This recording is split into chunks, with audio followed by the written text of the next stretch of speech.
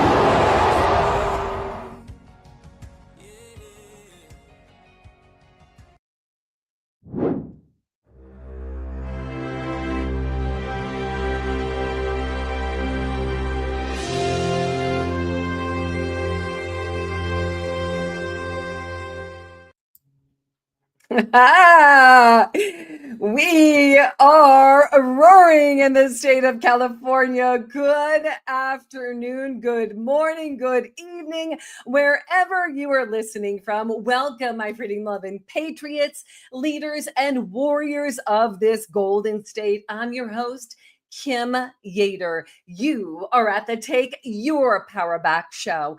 And I am telling you what, we are igniting the fire of real change in California. We together are taking our California back. This is round 7 of the California Governor Faceoff, where we strip away the spin, peel back the layers of Sacramento's failures, and demand answers from the candidates daring to lead us out of this great big mess. California has been bleeding for some time.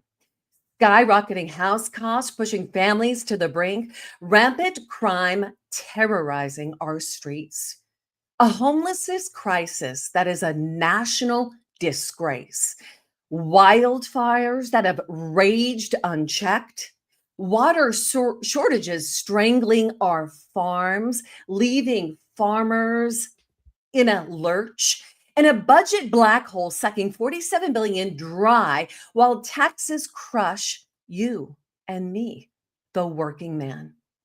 You know, it's worse. AB 495, a trafficker's delight, passed in the state of California, putting group home oversight and exposing our kids to, or it's actually gutting group home oversight and exposing our kids to predators under the guise of reform. Prop 50, oh, let's not even go there. Prop 50, the gerrymandering. The gerrymandering scam lets insiders redraw the district lines, rigging elections by packing voters into skewed maps to protect the elite. Who even drew the maps? Your vote's at risk when Sacramento plays cartographer. And then there's Gavin Newsom's no king power play. No king power play. Was he playing the king when he was putting down the mandates of do not show up, mask it, don't go anywhere, don't have Thanksgiving with your family? But me, I'm going to dine mask-free at the French Laundry, sipping $350 wine with lobbyists. That's not leadership. It's a tyranny dressed as royalty. Enough, enough, enough. It's time for you and me, we the people of this great state of California, to take our God-given power back. Not with empty promises. We're done. We are done with that, but with bold vision, unapologetic truth, and a God-given grit. Joining me in studio as special guests today are the heavy hitters of this race.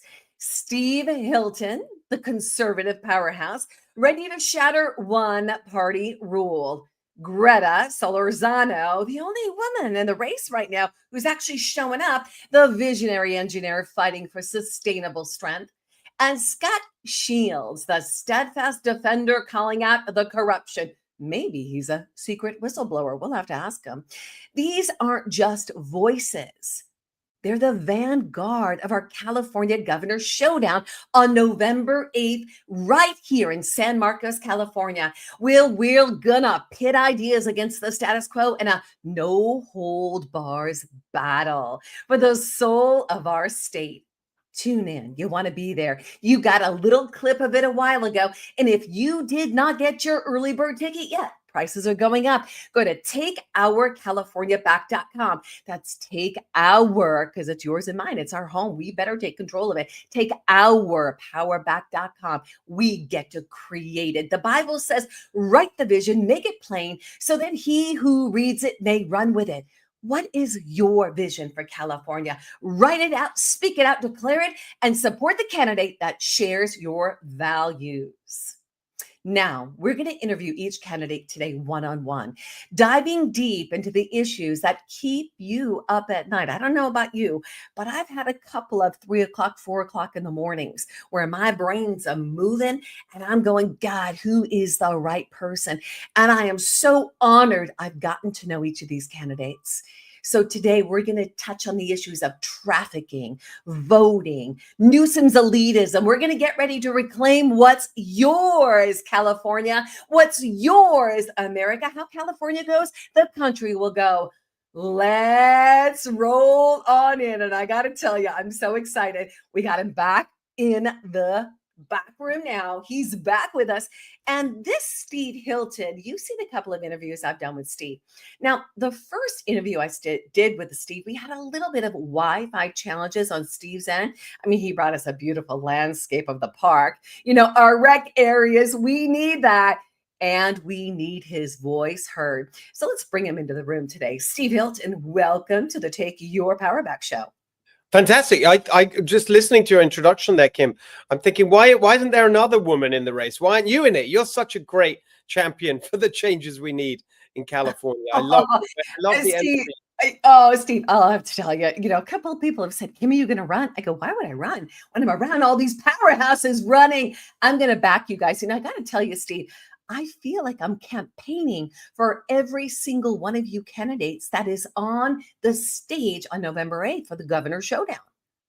Well, I think that's why what you're doing is so important, because you're bringing that energy and you're showing everyone that this is our state and it is our power to change direction. And for so long, I think people have had this idea that nothing's going to change in California. Your only choice is to put up with the crazy nonsense or just leave. That's just such an insult. This is our state. And these people in charge, there's 15 years now of one party rule. And we've ended up with this totally corrupt system where the rich get richer, regular working people get screwed. It is totally outrageous what's going on. That's why I'm running for governor, because I've got business experience, the government reform experience, the media platform to go to Sacramento and take on these corrupt and clueless elites and really restore California to the glory that it should always have been. That's why the theme of my campaign is make California golden again. And that's what we're going to do. I wore gold today, Steve, to remind us to make California golden. You know, it's a kind of a shade of gold. Let me ask you this. You touched on just now one party rule, right? Yeah. So in your campaign, emphasizing one party rule to revive the state spirit and restore the California dream, how will your vision tackle the skyrocketing housing costs and failing business climate to make California a land of opportunity again for working people like the rest of us? Right. Exactly. I mean, look, we've got right now the highest cost for everything that matters in California. Highest housing costs, rent, mortgage, whatever way you look at it, the highest in the country, the lowest home ownership, the worst business climate, 10 years in a row. Chief Executive Magazine does a survey about the states and what it's like to do business there. We're the worst 10 years in a row. We've got the highest taxes, the highest unemployment rate, the highest poverty rate. It's a total failure on every front. And so what we've got to do is just go in there and totally dismantle this bloated nanny state bureaucracy in Sacramento that's pushing this ideological extremism, in particular the climate agenda, as they call it. When you look at the reason that everything is so expensive in California, we have the highest gas prices in the country, the highest electric bills everywhere except for Hawaii, the highest cost for water, insurance, housing, of course. The climate agenda is a really big factor there, because they're just layering on regulation after regulation, restriction after restriction. You can't build single family homes anymore because that means there'll be more what they call VMT, vehicle miles traveled. And that means everyone has to live in apartments with no parking and take transit because that's good for climate. Well, hang on a second. Is that how they live? These elites? Does Gavin Newsom live in an apartment? Does Nancy Pelosi take transit when she's wandering around San Francisco? Of course not. That's not how they live. They have the California dream for themselves. We should be the party that restores it for everyone. And that's what I'm going to do by dismantling this climate agenda and the bloated nanny state bureaucracy. And by the way, when we say that, it doesn't mean that we're not going to protect our environment. The environment and climate is not the same thing. And so I think of myself as an environmentalist. We love that environment in California. We cherish our beautiful open spaces and the magnificent mountains of the Sierras and the incredible coastline. You know, all of that is part of being an environmentalist. It's not the same as this climate extremism and elitism that they're pushing that makes everything so expensive. Well, let's go back for a second. Can you give me one tangible, one boots on the ground action step that you're going to take? Well, the first pledge that I made in this campaign is something that's going to help every working person in California very directly. Is working people especially punished by the high cost of gas, driving their cars and trucks 2, 3, 4 hours a day to get to and from work, not like these work from home elites who are pushing this nonsense. And so what we're going to do is, like right now, because of these the refinery regulations, the low carbon fuel standard, the cap and trade system that they've set up, the fact that they're crushing our oil and gas industry here in California, all of that is why we have the highest gas prices in the country, heading even higher. $5, $6, $7, even projections from USC earlier this year that it could be $8 gas. My pledge is to roll back every single one of those things and to unleash California oil and gas production, which I can do directly without the legislature by appointing new people to CalGEM, which is the agency that manages the industry, by telling them to issue permits for maintaining existing wells, for expanding existing wells, and for drilling new wells in existing fields. All of that together, we can double California oil and gas production every 2 years. As a result of all that, I will get us, if everything lines up and we can make all this happen, to $3 gas in California. $3 gas. That is the first specific pledge I made in my campaign. And I think it's something that will so directly help millions of working people in California. And it's an example of how we've got to tackle head on the bloated bureaucracy and the climate elitism. So tell me, when you get that kickback, Steve, you're in a position as governor of the state of California. You're taking action steps. You're moving the pieces. But now you have run up against the elitist. You run up against the bureaucracy. What are you going to do to break through? Yeah, well, look, this is why I think my experience is relevant and useful here, because I've been in that situation of going up against a bloated bureaucracy and trying to make change happen inside of a government right across the board on a whole range of issues. Before we moved here in 2012 with my wife and my 2 sons to California, as I said, most of my career has been in business. I started my own businesses. My first job was project manager for a construction company. So I've started restaurants. I've been a small business owner. I know how to get results and focus on outcomes. These Democrats they think that governing is just, issuing a press release. And you need someone who's got that business mindset, but specifically the government reform mindset, because I've seen their tricks. I'm not saying that what we did when I was working there in 10 Downing Street was a perfect example. Of course not. But in fact, I learned from the way that, because I didn't get the political backing for the changes that I wanted to make. Because in the end, my conclusion was the only way you beat the bureaucrats is to cut back their number. So when people say to me, Steve, when you're elected, are you going to bring in Doge to take on the bureaucracy in California? I say, no, I'm not going to bring in Doge. I'm going to be Doge. That's actually the number one role that I will have. Because when you're governor, the reality is we're still going to have a legislature that's dominated by Democrats. Look, I'm out there fighting for the team in this election that's coming up. I want to help elect Republicans at every level, including in the state legislature, so that we try and break the supermajority in Sacramento. But they're still going to be dominant in the legislature. So it won't be possible to just, write the bills that we need to put California back on track. My main opportunity to make change happen is going to come through the bureaucracy, the executive branch, all these agencies, the Coastal Commission, CARB, the Air Resources Board. In the Central Valley, talking about farming, I've spent a huge amount of time there understanding the issues. The State Water Resources Control Board, Pesticide Control Board, all these different agencies, over 200 actually, where the governor has over 4,000 appointments. And so that's the way we're going to make change happen. And I'm very prepared. I'm already doing the work to get ready so that on day one, I'm in there with the specific people I'm going to put into specific positions. I know who I'm going to appoint to be the labor commissioner, for example, because you talk to anyone running a business, as I did, a small business owner. One of the things that drives you crazy are these PAGA lawsuits, the Private Attorney General Act. It's not discussed enough. It's total extortion from trial lawyers in league with the Democrat politicians that are extorting tens, hundreds of thousands of dollars a year from small businesses and large businesses, all kinds of businesses in California. I've done the work about how I can put a stop to that on day one, just by understanding how the government machinery works, how the bureaucracy works. So that really is the main way I'm going to make a difference. And I'm doing the work to be ready for that. I love that. Steve, that's one of the things that I'm noticing is not only the daily press releases that come to my inbox, but we're seeing you everywhere and we're seeing you in action.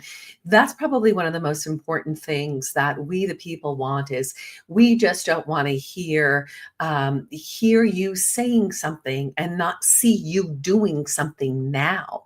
When I get there, I'm going to do this. But what we're seeing is you're actually taking action. And we appreciate that, Steve. I think that's lighting a fire under each gubernatorial candidate who's running right now. It's been fun watching them get boots on the ground and make changes. So let me ask you this. You've highlighted the policy failures exposed by the Los Angeles wildfires and issues like high energy costs and lack of clean drinking water for nearly 1 million Californians. As governor, what specific steps will you take to address these crises and reverse the mismanagement that's turned our state into a symbol of chaos and squalor? So a couple of things. So again, when you look at the two parts of the wildfire disaster, the policy failures that made it so much worse than it need have been, and then the responses, let's take them in turn. So the main policy failure was this extreme environmentalism that meant that just as in the Sierras, where they've for years had this ideology of fire suppression, that you can't manage the forest properly, you can't take timber out of the forest, you can't do forest management, you can't do clearings and fire breaks and all of that kind of stuff. In the same way, for the lower level hills, where you have the chaparral, the brush along the coast, same. CARB, the California Air Resources Board, introduced a new air quality policy in 2000, so 24 years before the fires, that basically prevented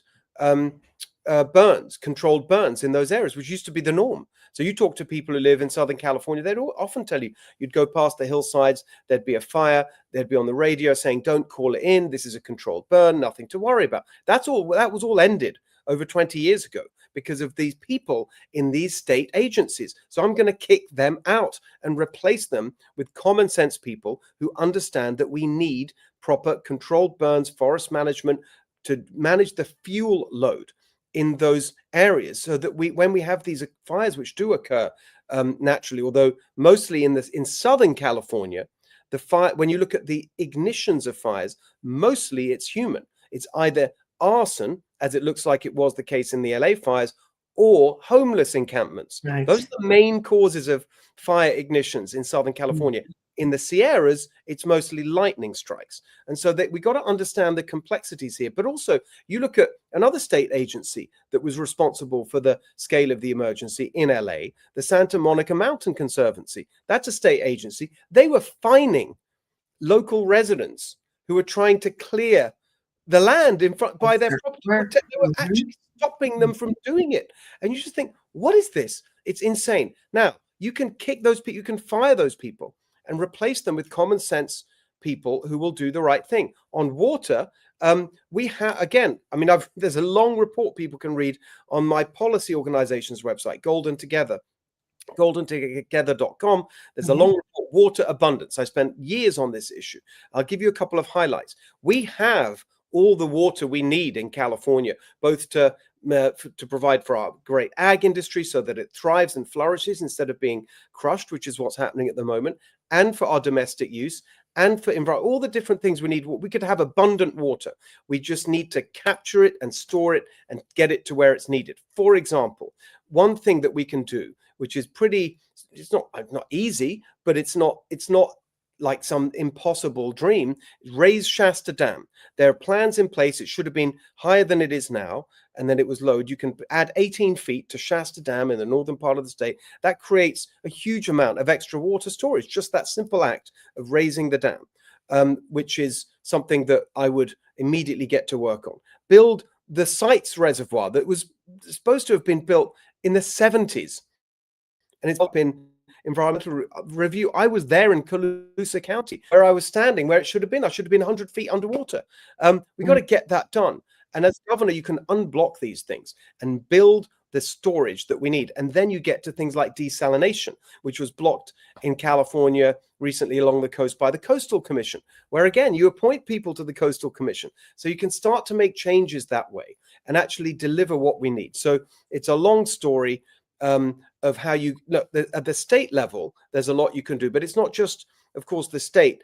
In LA, you saw the failures of local leadership there with the empty fire hydrants. That reservoir, the San Ynez Reservoir, that was empty, that was specifically built for fire. That's why it was built, to provide water for fire. And the fact that they let it stand there empty during fire season, that is unconscionable. And so again, you've got to have this attitude as governor saying where local politicians or state or county politicians or city politicians are failing, then you've got to have the strength to go in there and hold them to account and use state resources to step in where necessary, because where there's a will, there's a way. And I'm going to have a very strong army of lawyers on my side to make sure that I can get all this done. I love it. Now, Steve, would you agree with me that it's not just the governor and the teams you're appointing that are actually going to give us the ability to take our California back, but it's the people. It is people taking their power back locally. So what is a way right now, in the midst of the gerrymandering that's going on, Prop 50, what is one way right now that we, the people, on a very local level, like General Flynn says, local action equals national impact, how can we take our power back? Well, it's incredibly important that we not only fight this gerrymandering, as you described it perfectly, it's basically this unconstitutional scheme to rig the elections for one reason only: Gavin Newsom's presidential ambitions. And I've said, if he's so obsessed now with just running for president, doesn't care at all about California, which is obvious, he should just resign. I mean, look what he did this weekend, shutting down the I-5 for no other reason than to cause chaos and then blame it on President Trump. Yes. Didn't he say that President Trump shut down the I-5? And it was all over social media. A lie. It's a complete lie. So look, we've got to defeat Prop 50. I filed a lawsuit in federal court to stop it because I was trying to stop us spending $300 million of our money on this outrageous thing. It was given to a Biden judge. They're slow walking it. I'm fighting in the court. So that's going on. We got to vote to defeat it. But here's the big one. Don't forget about voter ID. I would say this is the single most important thing that you can do, everyone watching right now, for the long-term battle to save California. Get voter ID on the ballot. Why? Because next year's election for governor, where I'm the leading Republican right now, all the polls show me in the top two. I'm planning to be in the top two as the champion for change in California. And how are we going to do it next year? The way that we're going to win is by getting a massive turnout, a Republican turnout. In a midterm election, it's all about the turnout. We've got to get our people out there to vote. There's a simple way I always put it, which is when people say there aren't enough Republican votes in California for a Republican to win statewide, here are the numbers that I give them. Just let me do this because it's so important and it connects to voter ID. Next year is a midterm election. So typically you have a lower turnout. When the political experts, try and predict the turnout in the race, they take the average of the last two relevant years. So that's 2018 and 2022. You take the average of that, the projected number of total votes in California next year, 11.8 million. That's the number. So to win, I will need roughly half of that, call it 5.9 million votes. That's the target number of votes. Last year, President Trump in California, without even campaigning here, got 6.1 million votes. So there are enough Republican votes in California to win. We've just got to get them out to vote. A simple way of putting it: if everybody who voted for President Trump in California last year votes for me for governor next year, I'll be the governor with 200,000 votes to spare. So we got to get the turnout. And that brings us back to voter ID. Voter ID is very popular across the board. It's over 70% favorability across the board in California, but it's especially popular among Republicans for good reasons, because we know how they cheat. And so if we get voter ID on the ballot for next year, that will help us turn out the voters that we need to take back our state. So right now, we're collecting signatures. I've been working with Carl DeMaio on that. I was with him over the weekend on his bus tour in the Central Valley and elsewhere. Get your voter ID petition, send it in, get voter ID on the ballot for next year. That's the simple thing everyone can do right now. Tell all your friends, make sure we get those signatures so we can guarantee voter ID is on the ballot. Key. And wouldn't it be great when we have voter ID, we have one-day voting, we have paper ballot hand count? Yes. Wouldn't that be great when all that is in place so that we can truly take our elections back? Well, that's what I've always said, that this is insane to me that we have this ridiculous system. I mean, every single thing that they've done to try and make the elections more complicated. They've done it for partisan reasons because they think it helps them. The ballot harvesting, the extended, vote, the idea that you can vote for 7 days after the election, that your ballot counts if it's sent in. And then you hear these stories from the post offices where they've got different piles and then they can add a postmark after election day. You've heard stories like that. It's outrageous what they've done. So I've always said very simply, where we want to get to, vote on one day, count on one day, results on one day, like most of the rest of the world. But, we have to win before we can start to make those changes. So we've got to play by the rules, these rules that they've set. Just as President Trump said, we've got to make it too big to rig, swamp the vote. That's our mission. I got that. So let's traverse for a second. You are a champion for change. Now, the question is, are you a champion for the parents? Are you a champion for the children? And we're going to start by talking about AB 495's passage that weakens group home oversight, leaving kids vulnerable for traffickers. So how do you reverse this? How do you shield and protect our children, Steve? So there's two things. First of all, I'd say it's an obscene piece of legislation, and I was right there fighting it all the way alongside, in particular, Pastor Jack Hibbs. Jack is a good friend, big supporter of mine. He endorsed me he was there. He prayed for me on stage over me at my launch event in Huntington Beach. So Jack Hibbs is right with me. And so we've been fighting this along with fantastic campaigners up and down the state, all those great parents that showed up to the Capitol and so on. So it's an outrage that this passed. So we are where we are. What can we do? In the short term, and I know Jack and his team, and I'm working with them on that, we are developing tools for parents today to be able to protect their children. Specific things where you can go to, if it's a daycare or school or wherever it is, and you can be really clear. You can hand them the piece of paper that said, no, my children are not going to be taken by anyone. And you can really, so there's practical things that we can do today to help parents. But your question is the right one. What can you do in the long term? So I'll answer the question this way. There's another terrible piece of legislation, which was passed actually 12 years ago in 2013, AB 1266. That's the law that enables and has allowed biological boys and girls sports, in locker rooms and all of that. That's actually been the law in California since 2013. So that's something I've been all over, even before AB 495. And so I went to Clovis, to the California Track and Field Championships early in the year, where this issue came to the fore because you had a biological boy competing in the track and field events, winning everything. Everyone saw that story. So I went there to be very clear about my position. And I didn't just want to say, this is terrible. I wanted to be able to say, this is what I will do about it as governor. So I spent a lot of time with my legal advisors understanding what I can do. And here's how it plays out. As governor, you have the power to begin the process of overturning legislation, any legislation, if it violates the California state constitution. And then you can initiate that process. You have to go through the courts. Governor Pete Wilson did this a number of times successfully, for example, on racial preferences and so on. So you've got to make sure you can't just with a stroke of your pen undo the legislation, but if it violates the constitution, you can. You can even instruct an attorney general from a different party to do that. Rob Bonta challenges that. I heard he challenged that on an interview the other day, because I've said this publicly. He's wrong. I've got Governor Wilson's top lawyer on my team helping me think through all this.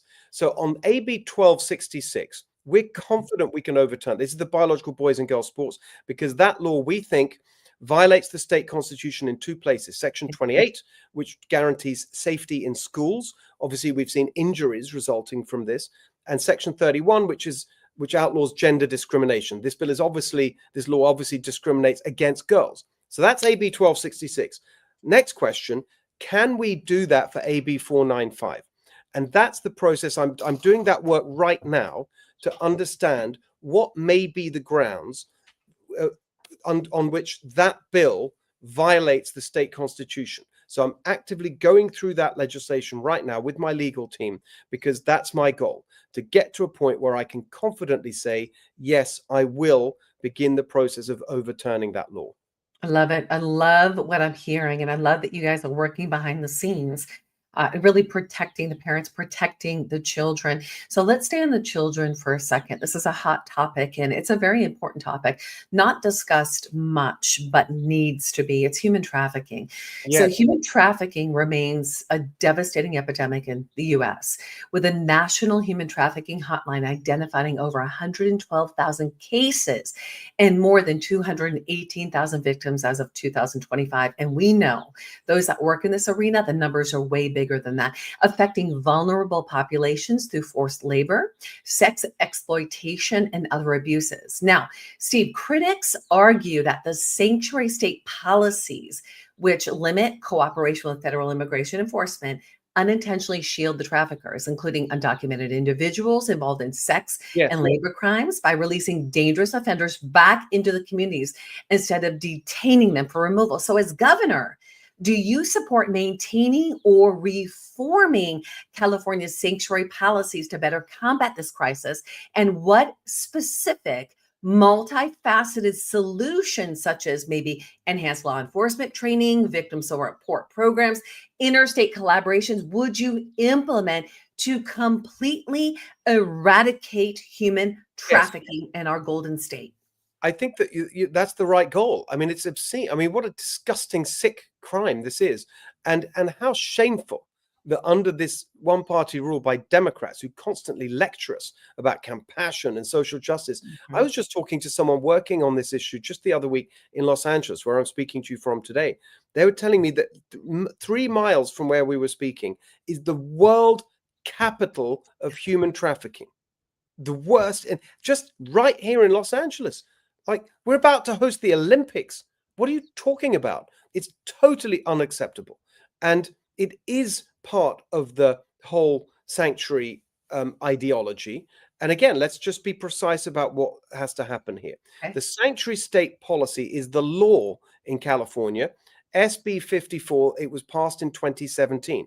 However, when I hear law enforcement officials or mayors or county officials or whatever saying, sorry, nothing we can do because our hands are tied. You hear that the whole time. It's the law. We may not like the law, but it's the law. Well, I've read the law, and SB 54 actually has a long list of crimes specifically in the legislation. I've actually posted this in a video where in the language of that bill, the local law enforcement and state law enforcement has, then the word is discretion to work with federal law enforcement when it comes to a long list of crimes, including trafficking. So there's no excuse for not dealing with it. There's no excuse. Local law enforcement could be clamping down on this today with illegal immigrants, with the gangs, with the cartels, but they're not, because they've got the ideological instructions from their political leaders or a lack of courage from these leaders to actually just go and do it. So here's the simple point. Number one, just to avoid any doubt, I think that SB 54, the sanctuary state law, is unconstitutional against the federal constitution because it limits what federal immigration enforcement can do. And actually, my friend Michael Gates, who was the city attorney for Huntington Beach, and then he was hired by President Trump to be number 3 in the Human Rights Division in the Justice Department with Harmeet and Leo Terrell. So Michael, just before he left, filed a federal lawsuit challenging the constitutionality of California's sanctuary state law. That's going through the courts. It's perfectly possible that by the time I'm governor, that law will have been overturned federally. If it isn't, however, I can tell you very clearly, I myself would bring another case on that basis to overturn it officially. But even without that, I would use where you have local law enforcement not doing their job. I would have state law enforcement resources, CHP, thousands of officers. We have the power, National Guard, there's plenty of law enforcement resources directly at the governor's disposal to act on this, and I will. I got that. I got that loud and clear. So we're going to stay with the children just for a moment. And we're going to talk about life. We're going to talk about the sanctity of life. When does life begin? So, will you oppose any legislation that promotes abortion or fails to protect the lives of the unborn?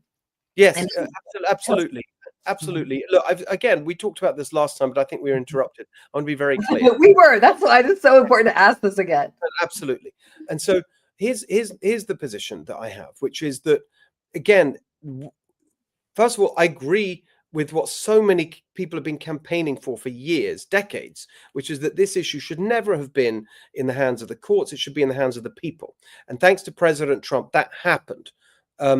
And as you've seen across the country, different states have taken different approaches. Now, in California, this is now was put on the ballot by Gavin Newsom, and it's now the right to abortion is in the state constitution. And that's even a heavier lift overturning that than just any other legislation. So that is, to me, not a realistic prospect that as governor I could do anything about that. So the way I look at it is, what can I, as you've seen throughout this conversation, my entire approach is, what can I actually do? Not make empty promises, but like, what can I actually get done?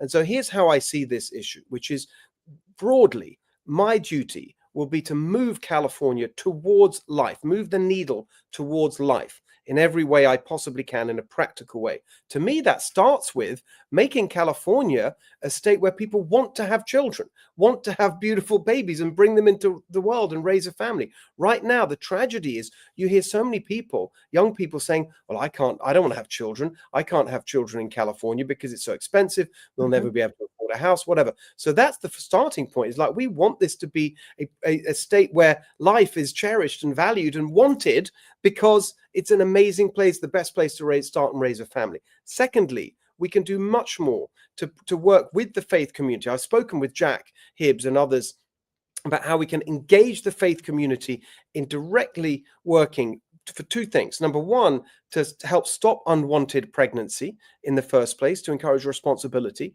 on that front. But secondly, and this is where I can make the most difference, I think, is to actually have the alternative there of adoption. Beautiful. Rather than what you have now, which is these insane barriers put in the way of that. That's ridiculous. And so I think that is something, as governor, you can do a lot to promote, and that's what I will do. I got that. Responsibility, adoption, creating a plan. Love that. Let me ask you. We have to go because we have a Fox News thing. Oh, well, look at you throwing me the side because you've got a Fox News thing. Okay, 30 seconds. One question. Okay, Steve, there are people, the word has come across my desk that you worked closely with David Cameron. Yes, I did. The concern is David Cameron is a globalist, and people are concerned that now you having the ability to take over, as governor of California, that maybe there's a plan in place to globalize the state of California. So give us your feedback on that. No, that's hilarious. No, I understand. That's hilarious. First of all, anyone I've been very consistent for all the time I've been in public life, before I even worked for David Cameron, during and after. I've written books. You can watch me on, I was on Fox for years.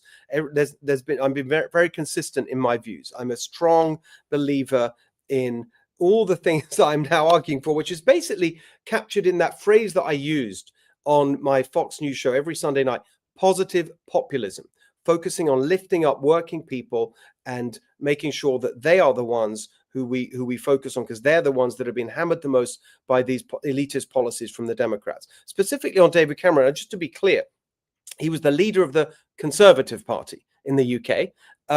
I was his senior advisor. So I was there. I wasn't running things. I wasn't in charge of things, but I was there trying to implement the reforms that we agreed on as part of the platform that we ran on. If you look at the manifesto, look at the platform document that I wrote, actually, with, obviously there's a big team involved, but that was my responsibility in 2010 for that British election. Then the title of the document, which was very unusual. Normally these things have very bland names, like the Conservative Manifesto or the whatever. This was the title: Invitation to Join the British Government. And that captured the theme of that whole document, which is actually the theme of everything you're arguing for, putting power in people's hands. Right. And so that whole document was all about decentralizing power, dismantling the bureaucracy, school choice, putting power in people's hands. That was what it was all about. And that's what I've always believed. Now, when you're there as an advisor, you don't get to make the decisions. And in fact, as was well reported at the time, and one of the reasons that I left that job, I came to see that the reforms that I thought we were there to deliver on all of these things, decentralizing power, welfare reform, immigration control, all of these things were actually not being delivered. And I was very frustrated. When I said to you earlier that I saw the lessons of how you tackle the bureaucracy and fight the bureaucracy, and I think I said to you, but I didn't necessarily have the political support to do what I thought needed to be done. I mean, you look at the headlines about when I left my position in the UK government. It was all about it wasn't my plans, it's what we ran on, which is massive welfare reform, massive reductions in the bureaucracy. I didn't get support for that. So in the end, my particular points of view, my principles have not changed. That doesn't mean when you're part of a team, but you're not the leader of the team, you can't guarantee. And that final point I would make, the big one, there was a referendum in 2016 in the UK called Brexit, about leaving the EU, the ultimate globalist versus populist battle in 2016, even just before President Trump was elected. Well, guess what? David Cameron was arguing to stay in the EU. He was prime minister and he was leading that fight. By this time, I was living here in California. I went back to the UK to campaign in favor of Brexit against David Cameron. It was a huge story, actually, in the UK. And of course, we won that referendum. We won that battle. So I think that there's just been no doubt where I stand personally on all of these issues for decades. And that is the energy that I will bring to the task of saving California. Come on, Steve Hilton, you're a sledgehammer to Sacramento status quo. Steve, I want to say thank you for being with us again today. And we're going to see you on the stage in San Marcos on our November 8th California Governor Showdown. So get ready, everybody. Steve, God bless you. Thank you, Kim. So great to be with awesome. You. I'm going to steal that phrase. It's brilliant. Sledgehammer to Sacramento status quo. Yes. I'm going to be using that from now on. I'll trademark that. You're awesome. Have an amazing day. And we'll see you in November 8th. God bless you, Steve. Thank you. We'll talk to you soon. Wow. Steve Hilton, guys. Absolute rock star. Steve answered the real questions today. They were not easy questions. And I'll tell you what, I've heard Steve many times, and I think all of us have. He's been absolutely everywhere. What's amazing to see is in this gubernatorial process, how in so many ways for many of these candidates, it is a firehouse. There's so much, and there's so much that they feel like they need to be experts in, or at least, bring in the experts for and get those learnings so that they can communicate to, we the people. So it's been fun watching Steve, in this process, and even just putting his teams together. So I'll tell you, you're going to hear more, and you're going to be able to see all 13 of the conservative gubernatorial candidates that are fighting for your freedom, that are running for the governor of the Golden State of California. You're going to see them on our stage on November 8th. So before we transition into our next rock star, Gretha Solorzano, and then Scott Shields, I want to remind you of what's coming up. You've got the Showdown, baby. Let's bring it and let's go. Go book your tickets now.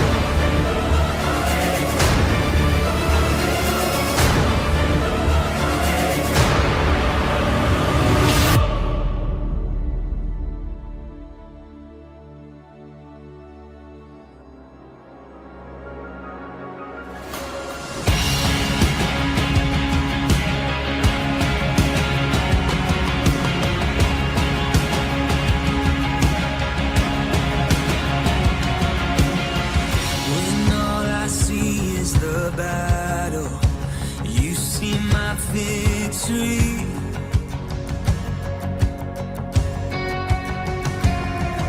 When all I see is the mountain, you see a mountain moved.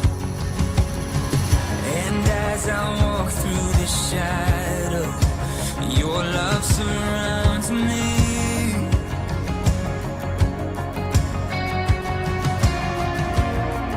There's nothing to fear now, for I am safe with you. So when I'll fight on my knees, with my head lifted high. Oh God, the battle belongs to you, and every fear I lay at your feet. I'll sing through the night. Oh God, the battle belongs to you.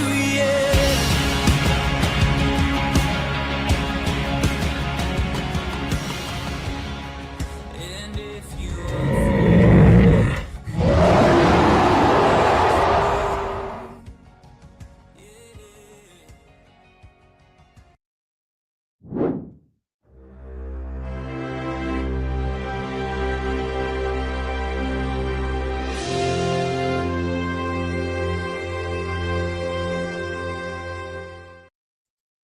All right, California, good afternoon. Welcome to the Take Your Power Back show.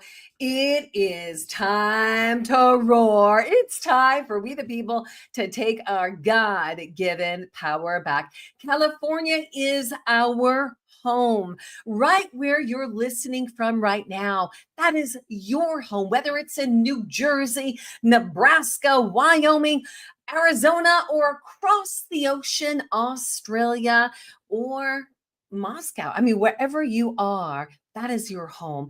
My encouragement always is to bloom where you're planted. Put a stake in the ground and create your home. If you are sitting on the fence right now, let me tell you, you're sitting on the fence saying, I don't know what to do. What am I to do? This is crazy. It's chaotic. I just want to feed my family. I'm going to bring money in. I just want to take care of my kids. Listen, think of your family now, but think of the generations to come.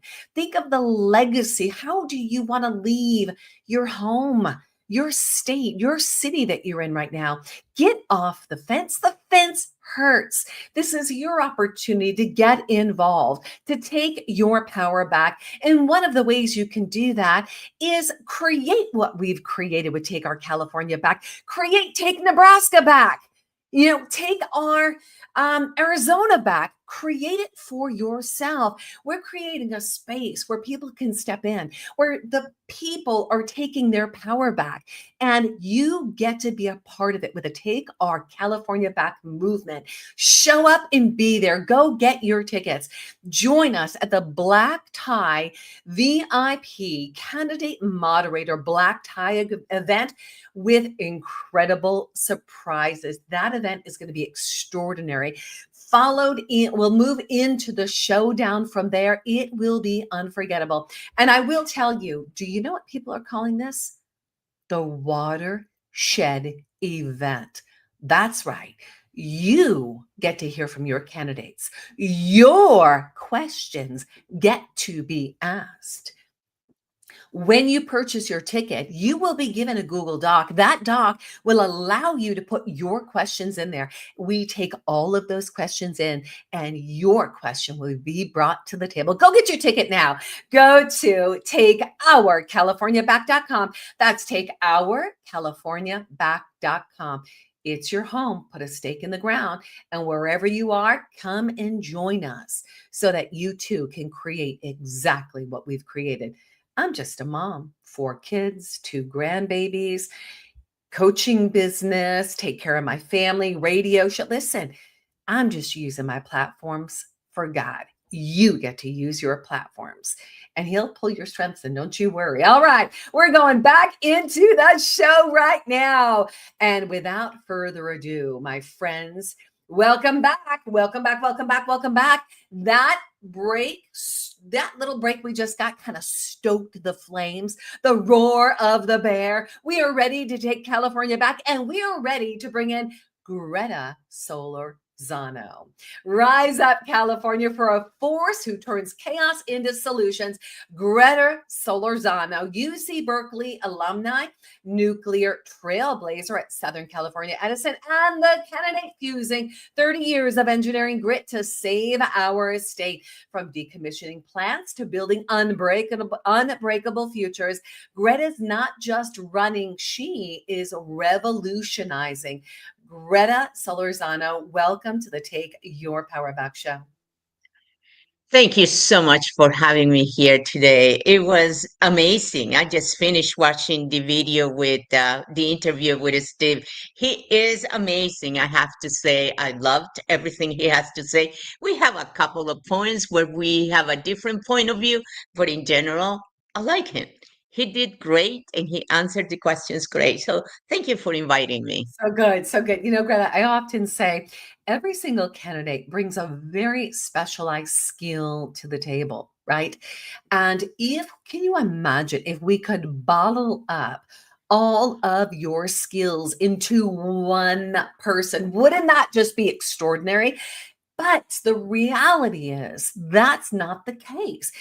We've got to focus in on the candidate that has all of those pieces, but also can strategize with pulling the teams together, the mighty force, the tsunami that's going to take our California back. So you are one of those tsunami pieces today, Gretha. So let me ask you, your bio highlights your 30 years as a nuclear engineer, solving very complex problems, and your vision to unite Republicans and Democrats.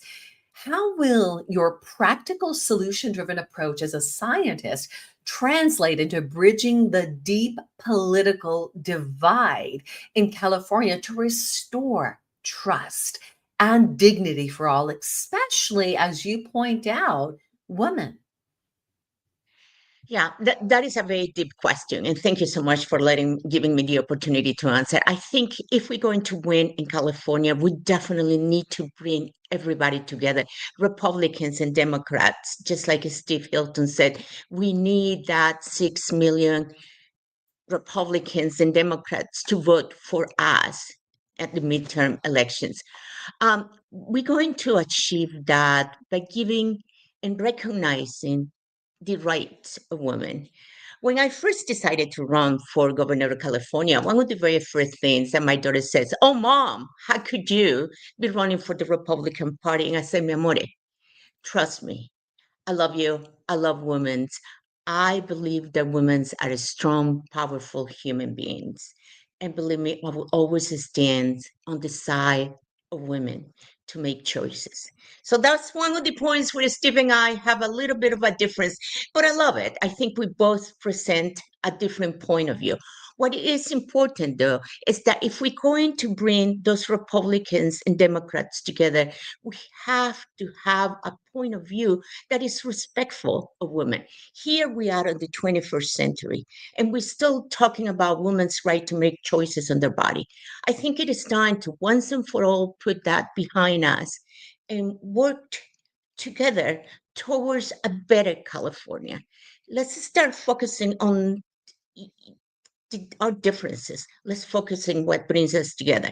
And I will tell you a little bit more about my plan, but the bottom line is let's put that behind us. Let's respect women's choices.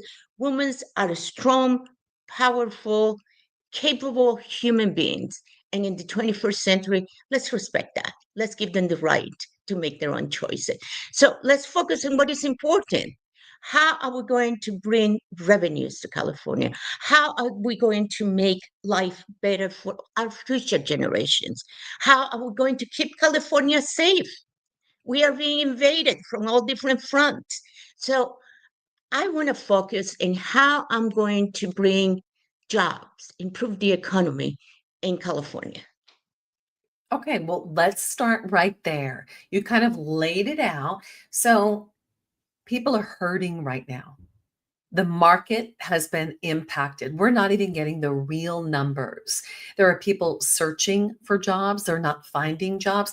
Big companies are letting people go by the mass loads. So what are we going to do in the state of California? What are you going to do to ensure that the people of California can feed their families?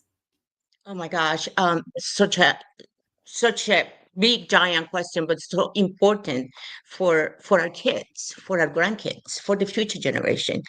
Um, under what I think false pretenses of environmental concerns, we have stopped drilling oil in California. I think the bottom line is what we need to understand is that we are still pretty much depending on oil. We need oil. So my plan to bring California back on the black and fully within budget is to start drilling oil in California. Allow oil drilling. Nobody can do it better than we can do it. Um, if we give that job to a foreign country, their environmental um, rules and regulations do not meet the same standards that we do. Nobody in the world can do it as good as we can do it. So we might as well do it. That will generate billions of dollars. We are going to use that revenue to actually use it for social services as well as infrastructure development. And with that infrastructure development, it's just going to bring the basic, it's going to bring jobs, it's going to bring companies back into California, it's going to just create, definitely improve our educational system because we're going to have to work towards meeting the job demand. So it's going to overall make California great again. I got that. So, Greta, let me ask you this. So, I hear that one of the key ingredients is oil drilling. All right, it'll open up opportunity. So, I want you to look at this. You hear you have a background of a nuclear scientist, yes, or a nuclear physicist, right? So, infrastructure is really an area of expertise. So I want you to imagine you've just taken on a job, right? Governor of California. And now you're looking at it from a global perspective and all of its, where is the infrastructure? Is the best way to say it, right? So you're looking at it like, oh my gosh, you have all of these pieces out of whack. The infrastructure, it's almost like there is no real foundation in the state of California. What are you going to do to come in and set a structure that is going to give power back to the people and make California great again? So,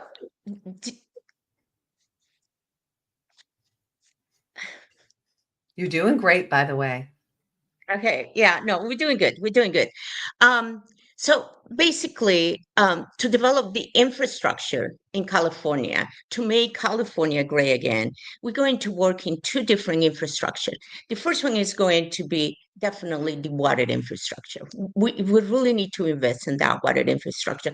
That is paramount to the success of California in the future. But also we need to look at the energy, and we need to bring like the nuclear energy back into the grid to stabilize the grid. So those would be the basic services that we're going to put in place to ensure that we have a strong infrastructure in California. Let me give you an example. Recently, I was asked a question about the sanitation facilities between California and Mexico. I started to look into that. And there is $650 million that have been invested by the United States, California, to develop that facility. There is a sewage plant there, but unfortunately, due to the lack of experience of our candidates or of our legislators, they have given $650 million, and that money has been invested without getting resolved.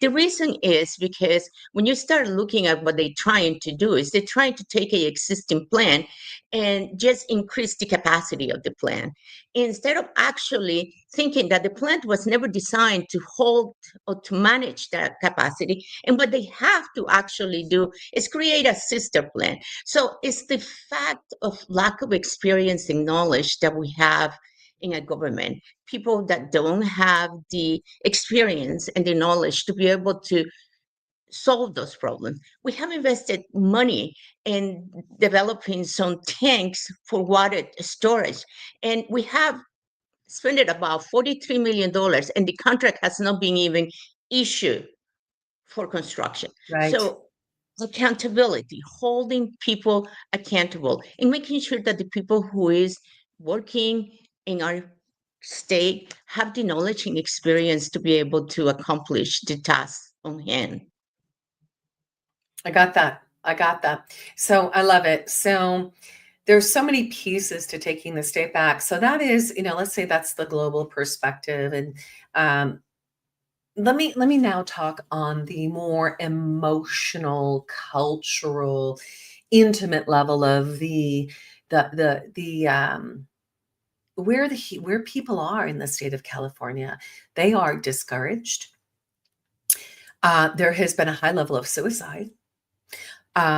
People are going to drugs. They're going to feel that void of hopelessness. They're filling it with just things that are not helping them prosper, families grow.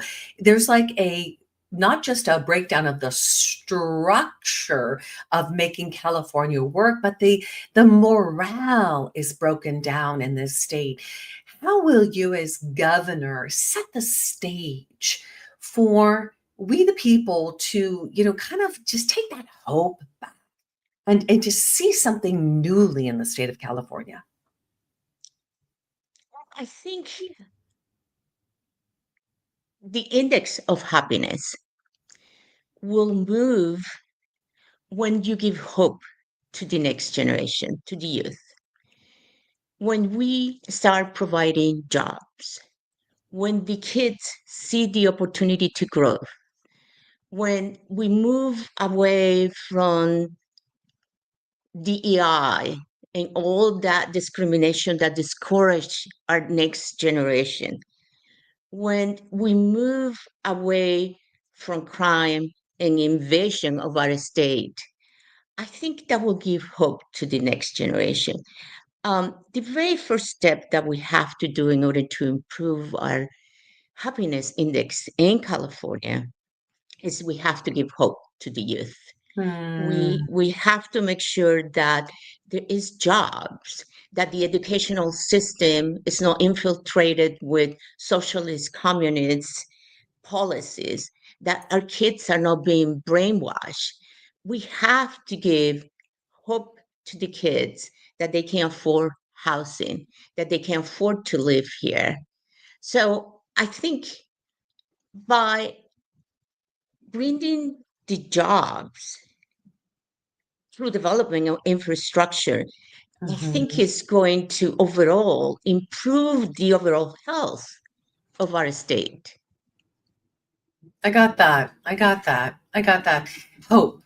Hope is really key, and providing some of that infrastructure. What I hear, providing those jobs, going back to oil, utilize, taking care of the grid. All of these pieces will create a space where, the youth are feeling more hopeful. That's what I get. Now, what about those parents and children that are being put at risk right now?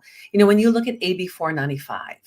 Right? So, straight up, AB 495 lacks group home rules, risk kids to trafficking. Now, this is a pretty big deal that AB 495 passed, that I could walk into a school today and say, hi, I'm JoJo's coach, and his mom sent me over to pick him up today. We're going to start an early practice. And I do not have to go through the protocol of showing my ID and the normal protocol that you would have to go through in the past, right? To make sure our children are protected. So AB 495 is a wrecking ball to parents' rights, a wrecking ball to protecting our children, and it feeds into the human trafficking epidemic. So how the heck do you bring hope there when the state of California is passing these kinds of bills? What are you going to do when you're in place, Gretha, to say, not on my watch? I am a mom. I will protect my children, your children, and the next generation to come. How can we ensure that you're the one to do that? Yeah, as governor of California, one of the very first things that I could do, if I could do, is revoke that immediately. However, in the immediate time, I think it's extremely important that we educate parents, and especially that small population or large population of immigrants that are fearing. We need to educate them and let them know what this is going to do for their kids. We need to make sure that those parents are educated and saying to the school, no, my kids. Just like Steve said, definitely no, my kids. We have to make sure that the parents are well aware that they still have the right to say no, my kids. But leaving that aside, you're talking about human trafficking. Right. I think it's extremely important to understand that we have to hold society accountable for our actions. We have to hold those criminals accountable. I think Secretary State, our policies, has compiled the amount of crime that is going on. We have open borders. We have free trafficking to it. So we need to hold the criminals accountable. But more importantly, is that we need to hold the consumers accountable. I think human trafficking is a horrible thing, but we haven't taken it to the point where we expose the other half, the consumers, supply and demand.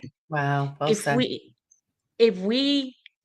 we hold accountable those individuals buying sex, especially minors, Right. we That's right. we expose them to the public, I think we will make a world of a difference. So we need to start by holding both sides accountable, and of course changing our laws and keeping those criminals in jail.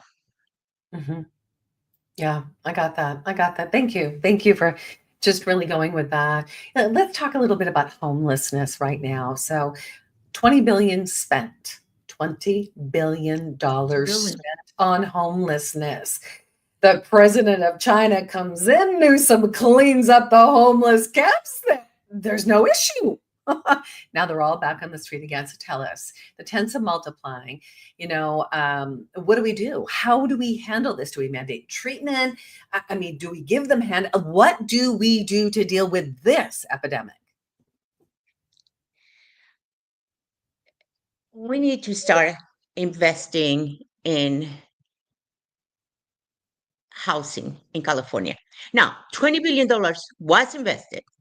Unfortunately, we are not addressing the root cause of the problems. We do have a lot of mental health and drug addiction.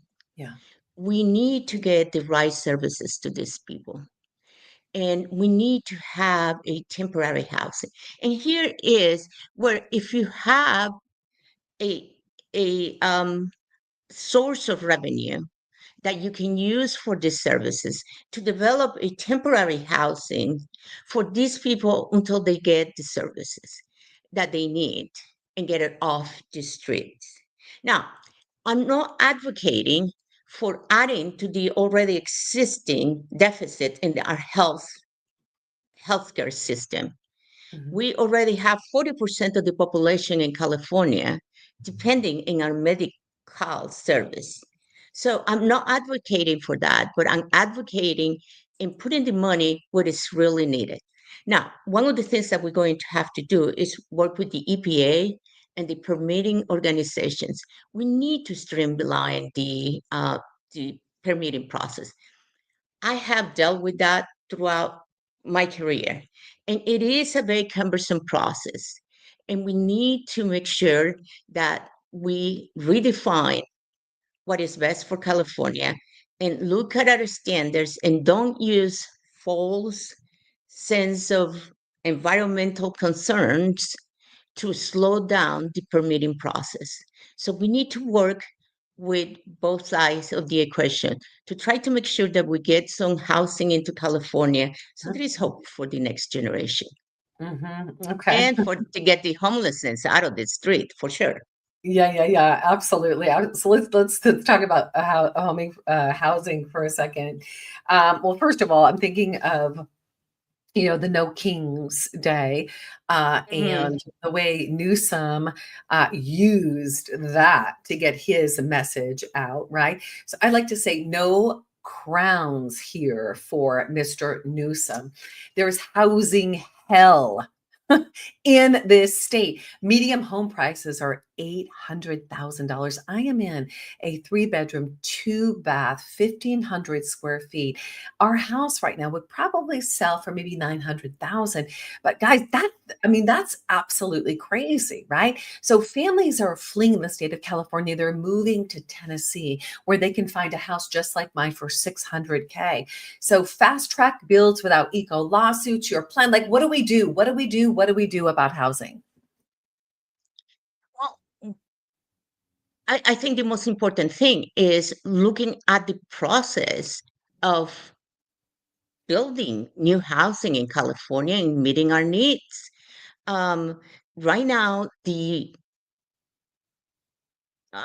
process for getting permits and doing environmental assessments takes forever. It The is extremely bureaucracy. costing. Just building Mhm. a wall in your backyard, a support wall, takes a year of paperwork, let alone a lot of money. So we need to work with those groups to try to get building new housing in California. Now, by the way, right now the prices are extremely expensive, but the moment that we have more houses in the market and the moment that we have more jobs and there is money flowing, the economy is blossoming in California, the kids will have the money to be able to afford housing in California. We just need to get the supply and we need to get the jobs for the people to come back to California. Wouldn't that be nice if there was a Yes. rebirth of this golden state of California? Let me ask you, Greta, what is what is one thing that you will not compromise on? You're like, I'm putting a stake in the ground on this and I will not budge. I will not compromise. Wow. Wow. So many things. Let me see. Probably I will say public safety. Hmm. Let me tell you how important. Well, so difficult because there is so many. The other item is healthcare, and the other item is immigration. There is so much that we should not compromise. We need to secure our borders. We need to make sure those open borders are creating a detriment to California. Mhm. Look at our healthcare. 40% of the people in California is under some kind of medical services. That is creating a deficit for us. Mhm. So we need to control our borders. We need to control so we can actually take control of our economy. Yes. So probably one of the things that I will not compromise is these sanitary policies. We need to make sure that we stay strong. We work with the federal government to secure our borders and that we make sure that our state is safe. That is there is definitely no change on that. I got that safety key, closed borders.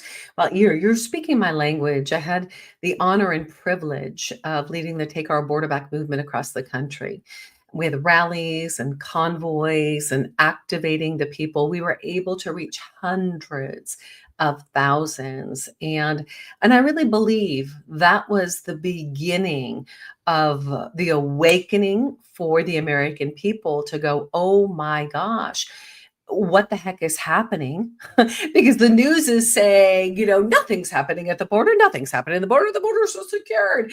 And then next day, it's like, oh my gosh. So here's the great thing is, Gretha, you've been given a platform.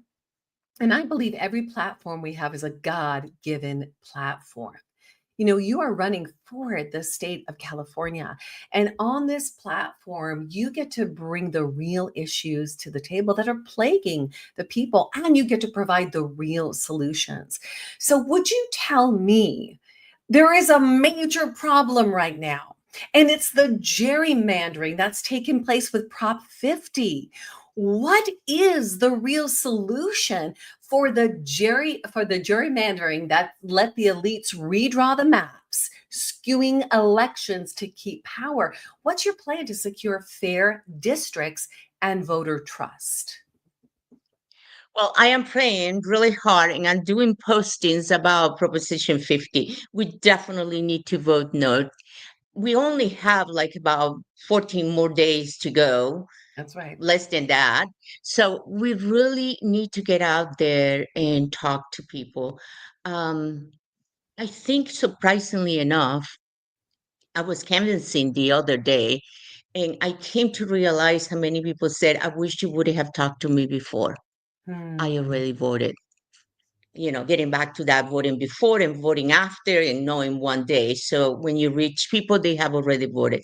So we definitely need to make sure that we raise awareness. At this point, we only have a few more days to go. And we Republicans have to show up. If we don't show up, that will be detrimental for California.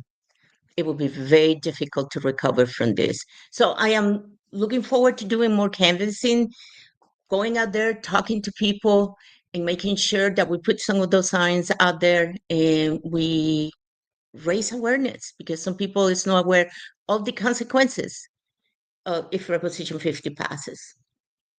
Can you tell us the impact? What's the impact if Prop 50 passes? Well, right now we are 80% Democrats and 20% Republican.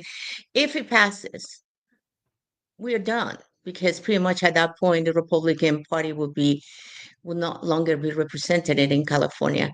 Then as a Republican Party, we will have no longer representation, no longer possibilities of coming back. So I think we're going to have to fight hard to make sure that we stay strong on Proposition 50. Now, you're an infrastructure girl. This is your expertise. Let me run something by you. Tell me what you think about this. What if there was a creation of a transparent redistricting act that once you're governor, you implement this, mandating independent commissions of citizens, not politicians, with open source mapping tools, public hearings streamed live, no backroom deals, leveraging data analytics to ensure districts reflect population, not power grabs. Wouldn't that make voting sacred, fair, and fraud proof? That would be amazing if we can accomplish that in the next 14 days. And yeah, I would love to see some of that going on. That would be the right way of doing it. Yeah, That's well, the you way are it the has been done. infrastructure queen. You are the infrastructure queen. And so, I'm so excited that you're going to be on the stage with us November 8th at the Take Your Power Back California Governor Showdown. This is going to be your opportunity to bring it. I'll tell you what, you're bringing it now. You're doing a great job, by the way, because the questions, we're going to have a window to answer those questions. And I think that, and Gretha, you probably agree with me, that we're so tired of hearing the politicians tell us about the problem, right? Even my questions, we're talking about the problem. We know what the problem is. Would you give me a solution, a real solution, a real plan? You know, you heard the saying, make the plan and work the plan, right? And then the next door opens. But we're so busy talking, talking, talking, there is no planning. So, what is one thing you're doing right now? Because you're a boots on the ground girl, you're setting infrastructures in place. You just come out of the stalls, you're like, here I am, let's go. You're setting the structure for yourself. So, what is one piece that you're implementing right now in taking California back? One piece that you're working on that when you are in office, you will immediately implement because you're already putting the work in. I think one of the key things that I'm really interested in working on it is looking at the water infrastructure in California. I have been learning about what is going on with the sewage system, and now we are looking at how are we going to storage water, the surface water. So I'm looking deeply into that because there has been a lot of money invested, but unfortunately those projects are not moving forward. So we need to look into that. We need to look into what is it going to take to actually get desalination plants approved in California. We're going to look at, recycling water. We need to protect our aquifer. We need to store more of that water and replenish our aquifer. So I think looking into that and how we are going to accomplish that, I think that will be priority number one for sure. And priority number two would be to bring nuclear power into our grid. We still have Diablo Canyon, but I would still like to bring some back to San Onofre. Not to open the old plant that is all gone, is to bring new small modular reactors to San Onofre. That would be amazing for the grid. We really need that right now in the grid. So those would be my two top priorities. I love it. I love it, Greta. You are wired, the infrastructure expert to set California up for success. You know, there are tools, there are resources that you have, there's expertise that you have that you can really bring to the state of California. So I'm so grateful you were here today. I'm so excited to see you on our platform September 8th. Did I say September 8th? November 8th for the Governor's Showdown. And before we head out today, are there any final words, any calls to action that you have for the great people of the Golden State of California? I think one of the things that I want to say to the people of California is, as a governor of California, one of the things that you can count on is the fact that I have 30 years of experience in the solving real infrastructure problems. So one of the key things that I have been hearing lately is a lot of concerns about the grid, a lot of concerns about sabotage, a lot of concerns about extremists and infiltrating our infrastructure. So in the nuclear industry, one of the things that we do is we do a lot of risk assessments. Mhm. We do in-depth analysis to try to determine what is the probability associated with each and every one of those potential credible scenarios. So the grid right now apparently is a big concern. We have a number of products that have not been vetted correctly, and that are part of our grid. And that recently was brought out to my attention. Now, I understand back in 2020, President Trump issued a request to have some of the transformers and generators and big pieces of equipment to be replaced. Unfortunately, Biden later on changed it to be a only if needed. As a governor of California, I will definitely launch a big assessment, a big risk assessment to try to identify where in our infrastructure do we have areas where potential for sabotage and extremist hijacking. So I will do that. I will study all the specific different potential accidents, and I will take action in making sure that those transformers, generators, inverters, whatever it is that we have that pose a risk to our infrastructure, that we replace it. In the nuclear industry, we have NSSS equipment. equipment, we don't buy equipment from everywhere. You have to meet certain standards. I will apply similar standards. I won't say the same but I will apply similar standards. I will apply standards to make sure that infrastructure is safe. Water infrastructure, electrical infrastructure are great. We will be a safer place. Greta, So I think you know what I appreciate about you before we close up? I've been in a couple of back end calls with you on X, right? And X, people don't hold back in spaces. You know, they're going to ask you the raw, dirty, real, give me the lowdown. And there were some things that you just, they were kind of new to you, people's perspectives on them.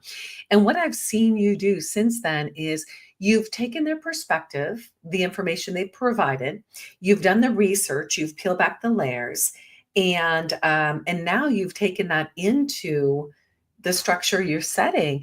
And that really says a lot about you, because what I hear is you're listening to the voice of the people. So I want to acknowledge you for that today. And again, we're so excited to see you November 8th at the Take Your Power Back California Governor Showdown. Thank you so much for being with us today. And people can find you at CA.gov.GrethaSolorzano.com. That's CA.gov.GrethaSolorzano.com. Greta, God bless you, sister. thank you so much for having me. Blessings. Absolute honor, Gretha Solorzano. Guys, what a show today. You are getting the meat behind the scenes. You're just getting a real sense of who the candidates are. And this is a process for them. It's not like all of the candidates have been in front of the camera, like Steve Hilton. Steve Hilton knows the camera. He knows how to work the camera. This is his area of expertise. That is his strength, right? So he's digging into the other areas that may not be his strengths, and where they're becoming his strengths. Every single one of these candidates is doing that. And I think what they're beginning to show you, or maybe what you're beginning to see, is what's possible when we stand up, show up, and speak up, because we all have the ability to do that. For me, politics, it's a fire hose for me, right? I was never into politics, but I was into truth. And that is what has drawn me here and given me, that stand, and the stake in the ground is truth. So whatever that is for you, I want to encourage you, utilize the gifts you have right where you're at. Begin to take a stand. This is your home. How do you want your home to be? How do you want to leave this home? California, or your state that you're in right now. How do you want to leave that for your grandchildren and the generations to come? You get to create the vision.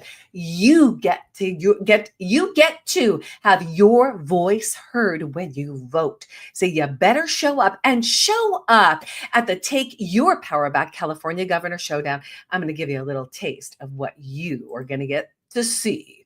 On your mark, get set, and go, baby.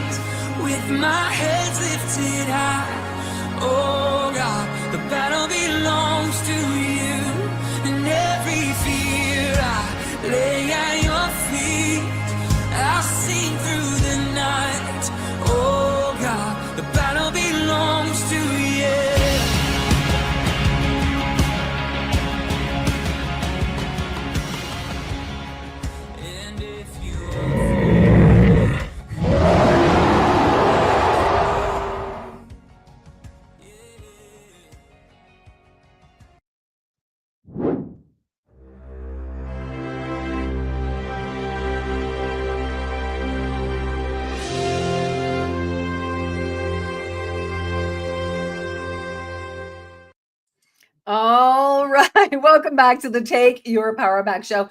I love that bear. When we were working with the team to make that video, I said, let's get the bear roaring because it's time for we the people to take our California back.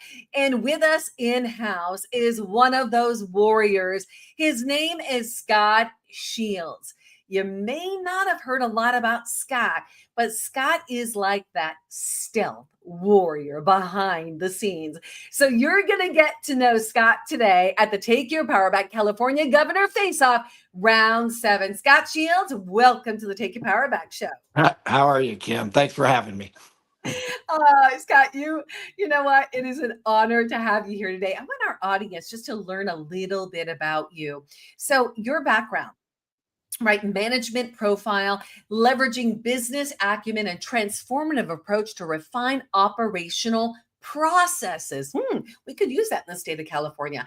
Analytical, a versatile professional with 30 years of experience driving business strategies, sales and marketing campaigns, project management, and organizational development to build customer-aligned infrastructures. Tactical strategist and Lean Six Sigma black belt, proven in identifying and capitalizing on opportunities for enterprise-wide improvements. Engaging communicator, skilled in strengthening relationships with vendors, direct reports in C-suite leadership. That says a lot about you. So, Scott, why now? Why run for the governor of the great state of California? Well, let me start off with, you said that bear is great. That song is great. It reminded me. He's awesome. Yeah, the song is great. And in 2001, just to let some people know, I'm going to give you a little bit of background from what she stated. I think people can see through the forest there when I give them a little bit of the light. 2001, after 9/11, I was on a plane and I got a piece of paper. And after that piece of paper, I started listening to Christian rock. Wow. And you know, it brings a little tear to me, obviously. And I'm very strong, as you know.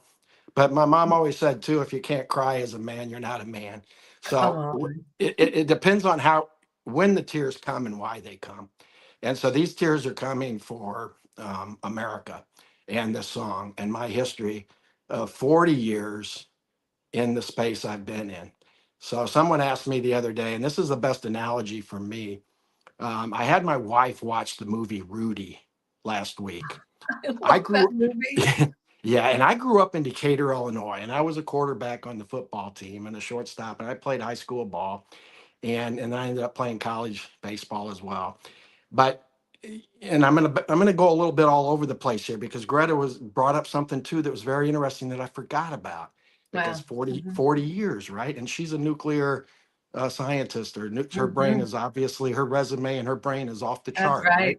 Yep. And I've been around people like her and they're gifted, just extremely gifted. And Steve's awesome. Everything Steve's done to get to where he's at right now, absolutely. I respect him completely. And both of them brought up something that I remembered about my past, so people can kind of get an idea of me before we go into the specifics. One of them you just heard.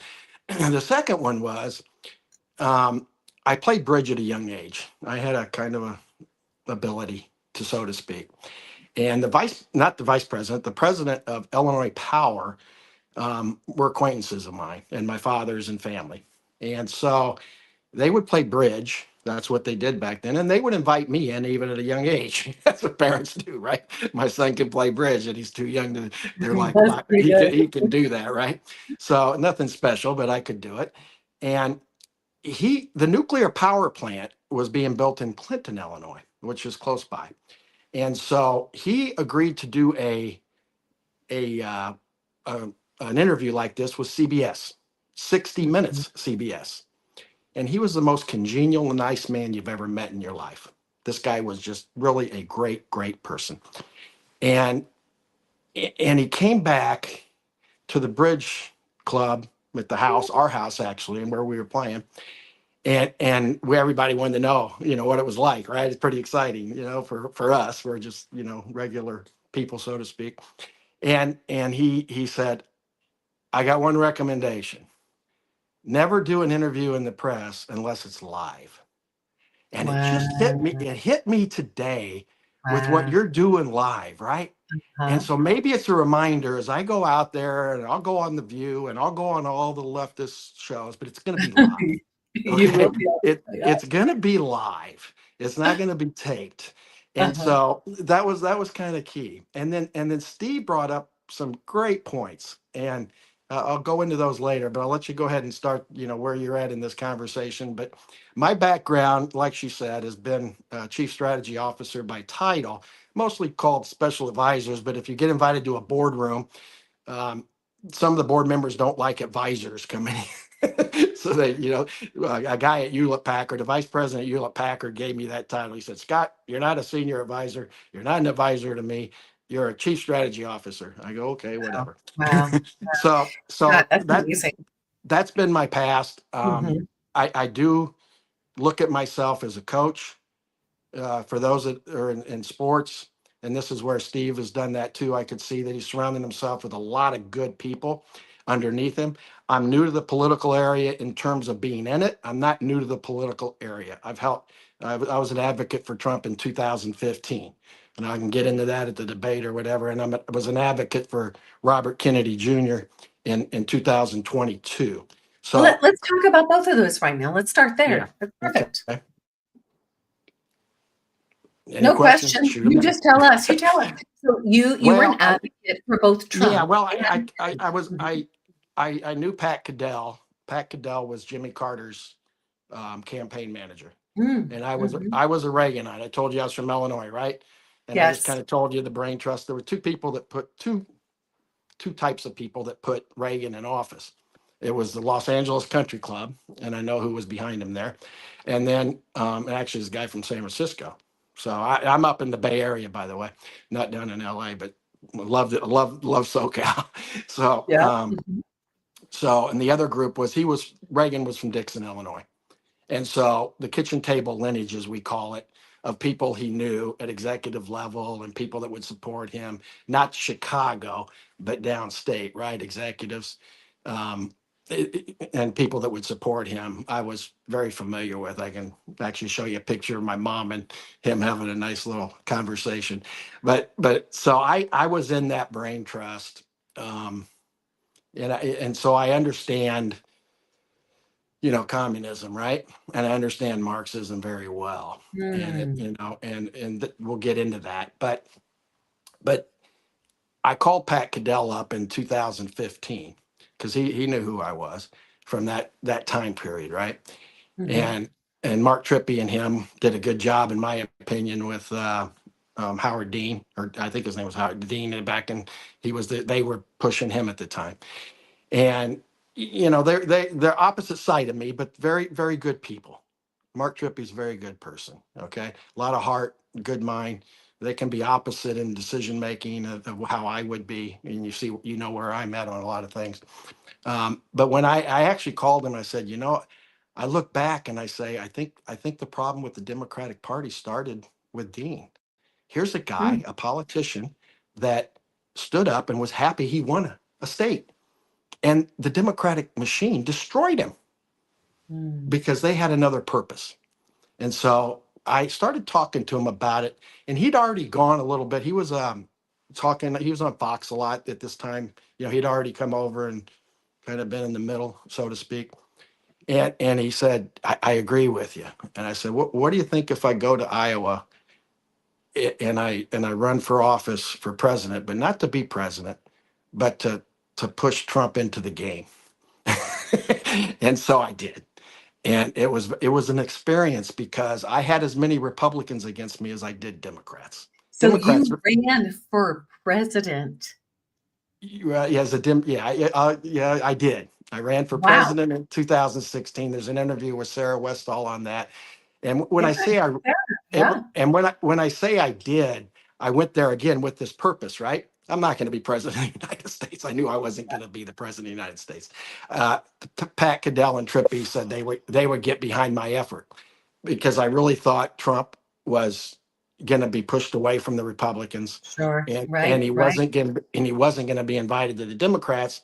So here's a guy like Ross Perot who's got the money and the chutzpah, is whatever they would call that in the Jewish community, to fight, right, as an independent, and take on the problems that we have. Right. And so I went there and I did some walking trade, what I call the walking trade show at the coffee shops. And I called Pat back. I said, boy, to be a politician, you got to be in shape. I mean, really not easy if you're going to really go talk to people and not the camera, right? And I said, but he can win. I go, the people, Iowa's a bellwether, and the people in Iowa are really open. They talk. It's a great state. All elections should start there. The people are fantastic. They're across the Wow. board. And then Trump came in and decided to be a Republican. And so then I came back to California and became an advocate for him as I could, where I could. And we can talk about specifics later, but I don't think that really matters. I am an advocate for Trump. And then with Bobby Kennedy, Robert Kennedy, I call him Bobby. I had the pleasure of meeting him. Very nice man, and really took on his own party. When you take on your own, when you recognize something's wrong with your own, I think that's a powerful statement on ethics. And so when I met him, I disagree with him on a lot of things he'd done in the past, maybe, but that's not my job to judge him or anything. I look at what you're doing now. So what is it now you're going to do to change things? And when I met him, I recognized right away his heart and his mind. His mind's fantastic. I mean, he's a brilliant guy, and his heart is in good. And so if he's going to apply his heart toward the best of America in health, I can get behind that. I can get behind that. And I actually believe that he'd be a good candidate for the Democratic Party. And we all knew Biden was, going away somehow, in terms of, didn't know necessarily they'd have a primary, and they didn't have a primary, but they should have had a primary. And Bobby Kennedy should have been allowed to run. He'd already gotten a lot of votes. He'd already had a campaign, and he'd done pretty well. And the fact that he didn't get invited to the Democratic Party to run opened his eyes, I'm sure. I never talked to him about it, but it opened my eyes even more, even though I said that would happen. I did lead into him, but this is what will happen. And then when President Trump got shot, I think it just took his heart because of his father and JFK. This is just wrong. So, he identifies to me what's wrong with the Democratic Party. When you look at, you have to look at benchmarks as a Six Sigma person. And obviously, I think Mr. Hilton understands this part. You look at benchmarks and create analogies, because people can't. I mean, I can speak for 3 hours, okay, on subject matters, but that gets boring too, and it's too much. So you have to bring up analogies to try to let the people understand why something's wrong. I mean, there's truth in identifying what's wrong. And when lies become truths, that's what's called indoctrination and propaganda. Okay. And that's why the vice president, all the way back, this is the 80s, the president, not vice president, the president said, don't do an interview. This is 60 Minutes. Everybody respects it. I mean, you used to run your TV to make sure you could get it on, right? That's right. But he came back and said, never do an interview if you have status taped.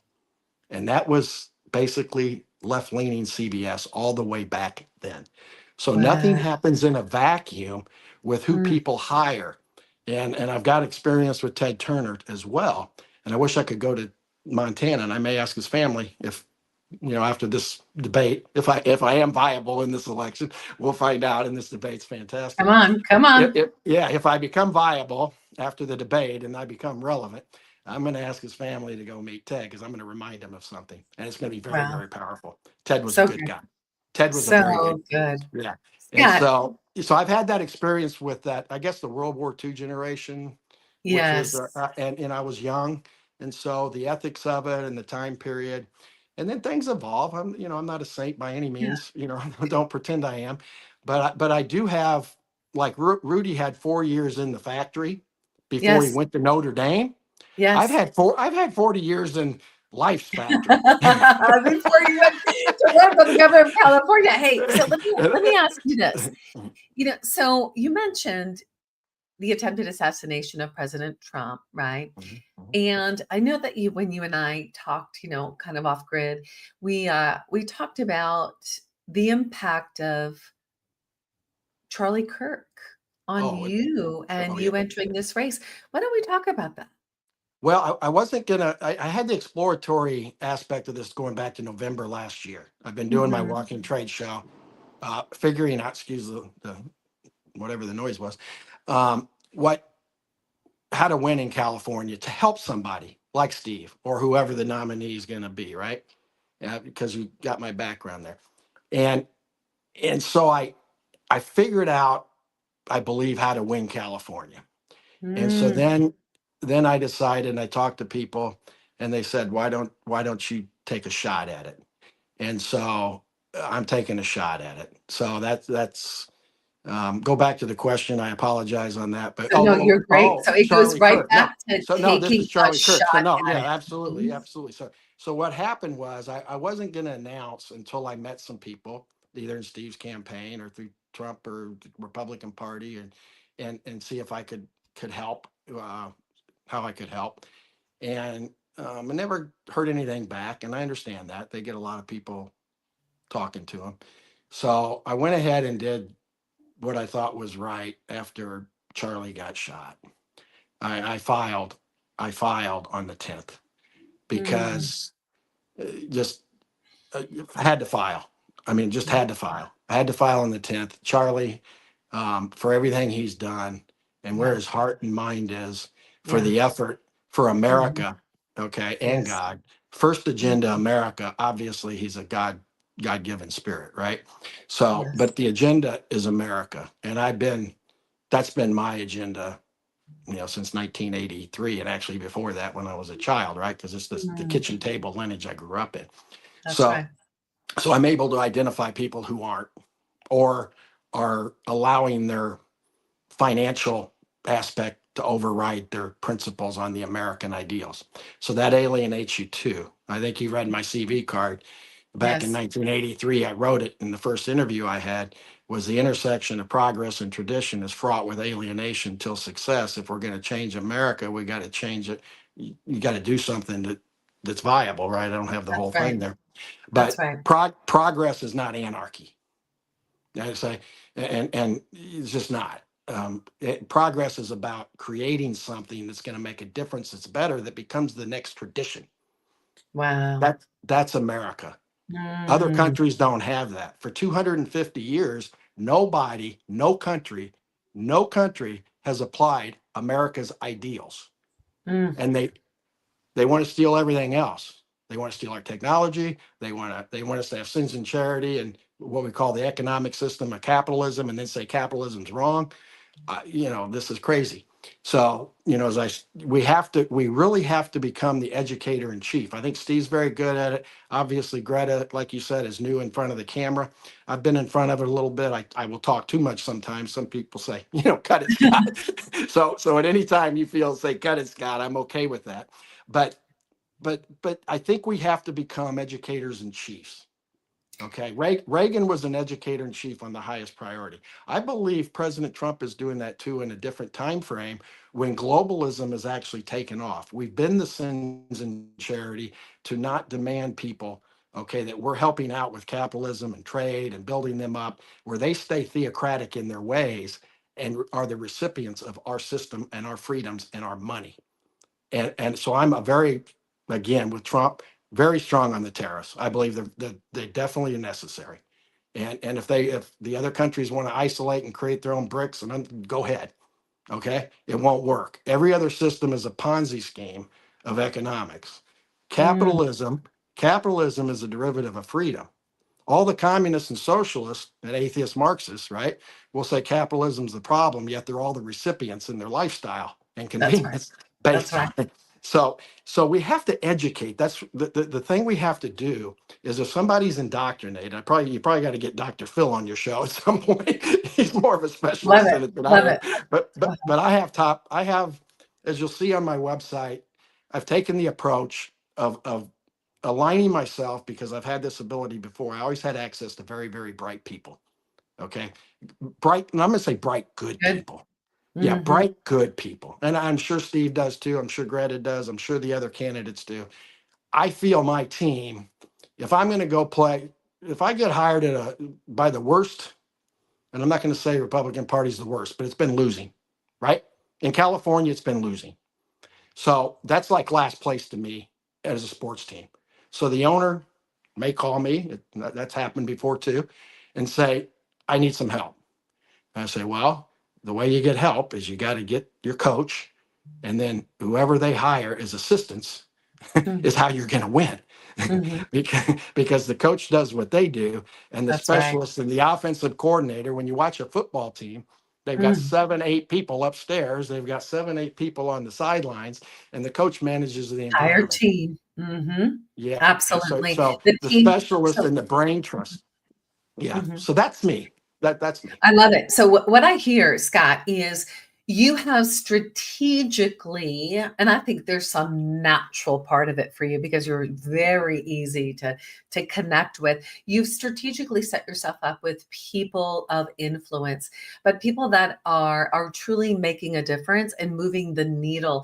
And then you have that gifting of, I believe, kind of like we talked Greta infrastructure. You have that expertise, the ability to kind of reverse engineer the plan of attack. And I love how you talked about education and in your campaign, and people can find this on your website.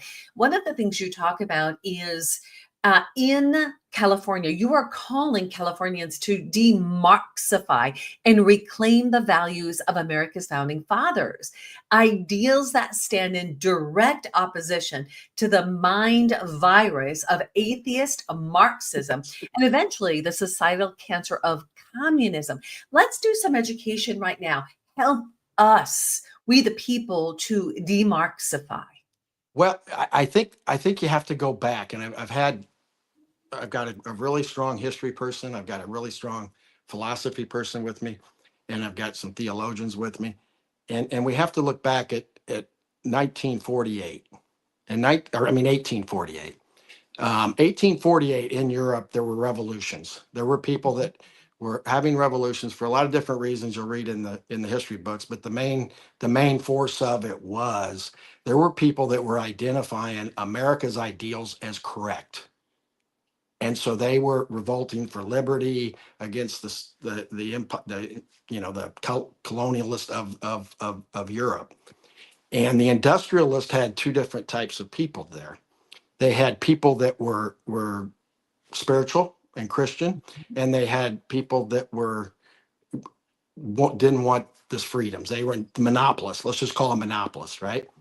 And one of them was Ingalls, and he recruited other industrialists who had influence with the crowns in Europe, and they created and funded Marx. And Marx core concept, who he learned from Hegel. Okay, Hegel was a philosopher. He was a Christian. He was a very devout Christian. Okay, Christians care about the disadvantaged, right? We do. Yes. Okay, Yes. that's what we do. We care and we touch people and we want to help people. That's why there's charities. That's why we donate to churches and temples and mosques and spiritual people in general, right? That's across the board. So Marx took Hegel and eliminated spirituality. That was the goal.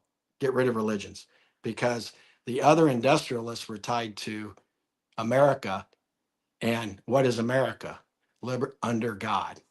That's right. Under God. You got to get at the simple. When you understand where people go, what is driving them under God, is where Marx came from, because he was funded to write and create that. He was just he was paid for that. Got people that have got a lot of research on this. Okay, war college stuff, the whole deal, right? So that you got to know the core of it. So now we're talking 1848. It's 2 centuries later. And what's happened? We did a good job with Russia, okay, to explain, and it was Reagan. He was the educator in chief, right? He went to Moscow and even was taught at universities there. Okay. And the relationships between people coming out of the Orthodox Church were very good, because Gorbachev was actually secretly baptized by his grandfather. And he was hired by Khrushchev at a younger age to for the de-Stalinization. So even with what America was doing to try to eliminate communism in Russia, it had already had a lot of legs to get there, right? So everybody knew, and Reagan knew, and other people knew, that we had an opportunity, okay, to be the educator in chief and support someone that understood the evils of I call it, like I say now, the mind virus of atheism, which leads to the cancer of communism. Right. So that was very powerful. So I think we have to do the same thing. And the mistake we made is we always thought communism was the target, the cancer. Okay, well, you saw on my website too that prevention of Alzheimer's and cancer is a very important thing to me. Right. It's a very important thing to me. And those are your 6 transformative priorities to deal with homelessness, crime, immigration, housing costs, healthcare, and taxes. So yes. 1, demarxify yourself. The second is prevent cancer and Alzheimer's. So tell us about that. Well, I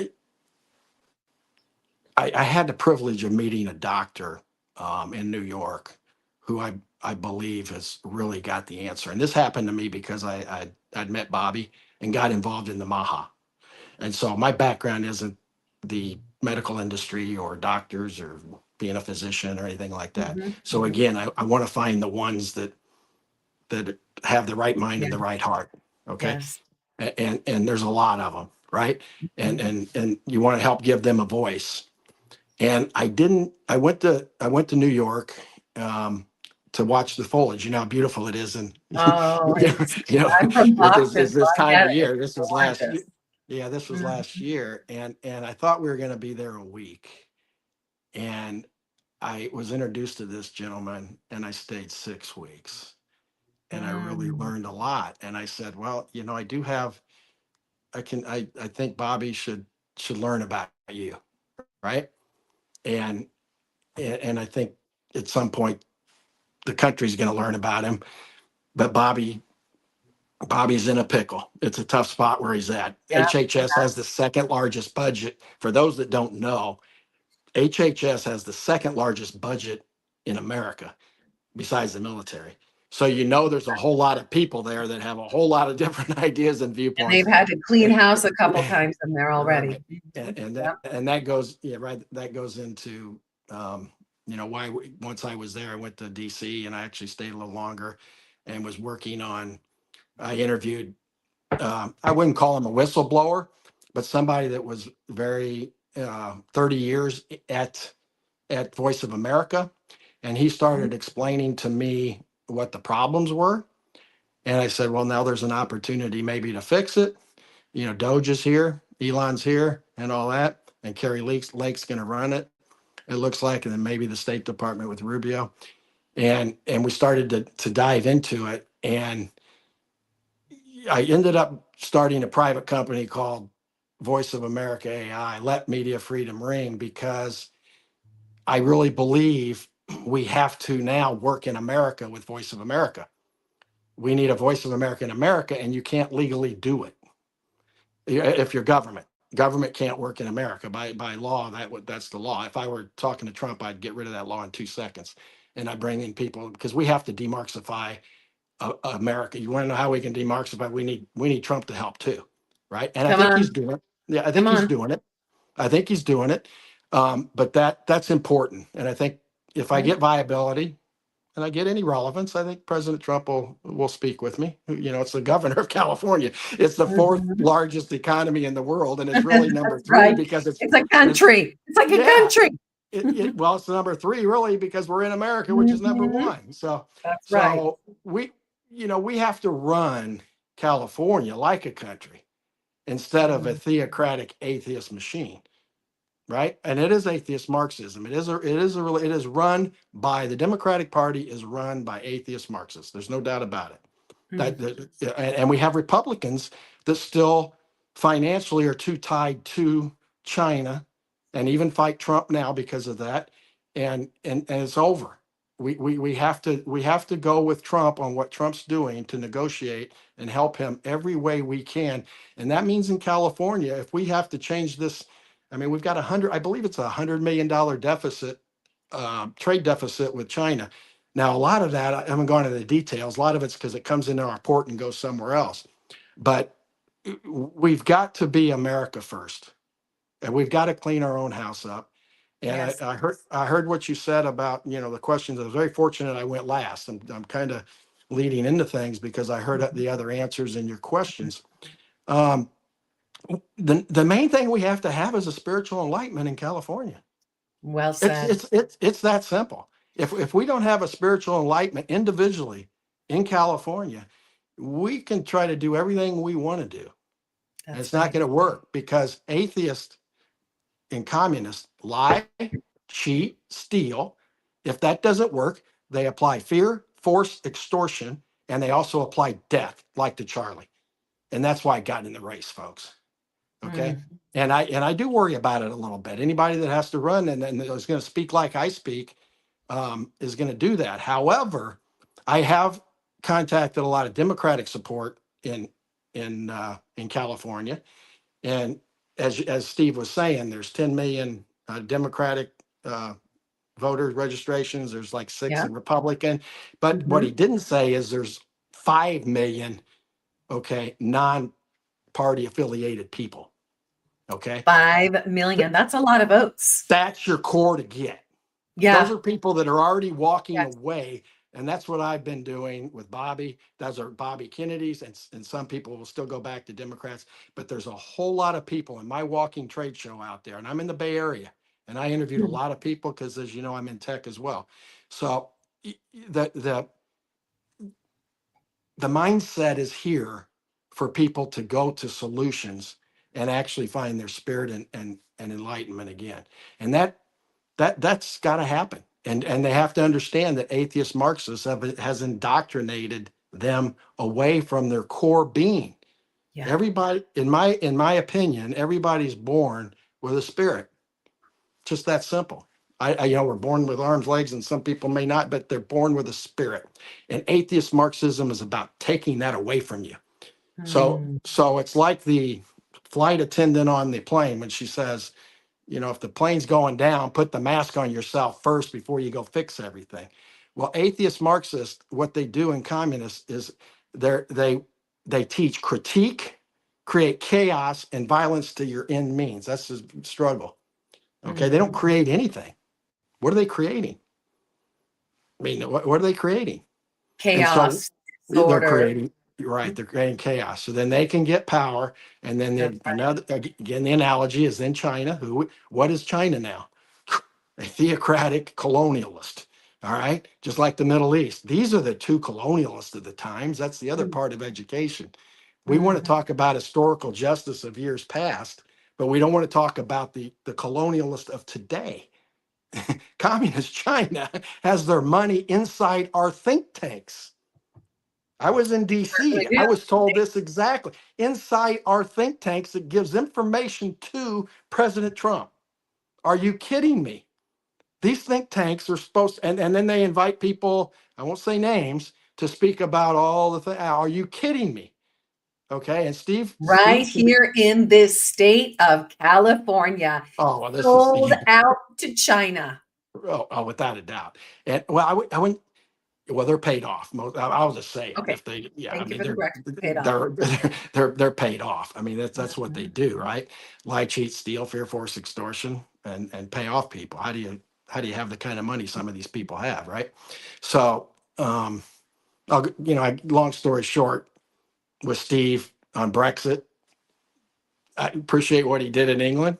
I was a part of that too. I got a call I'm from Decatur, Illinois, an executive from Tate and Lyle that used to be A.E. Staley's, which is the home of the Staley Bears, the original George Halas Staley Bears.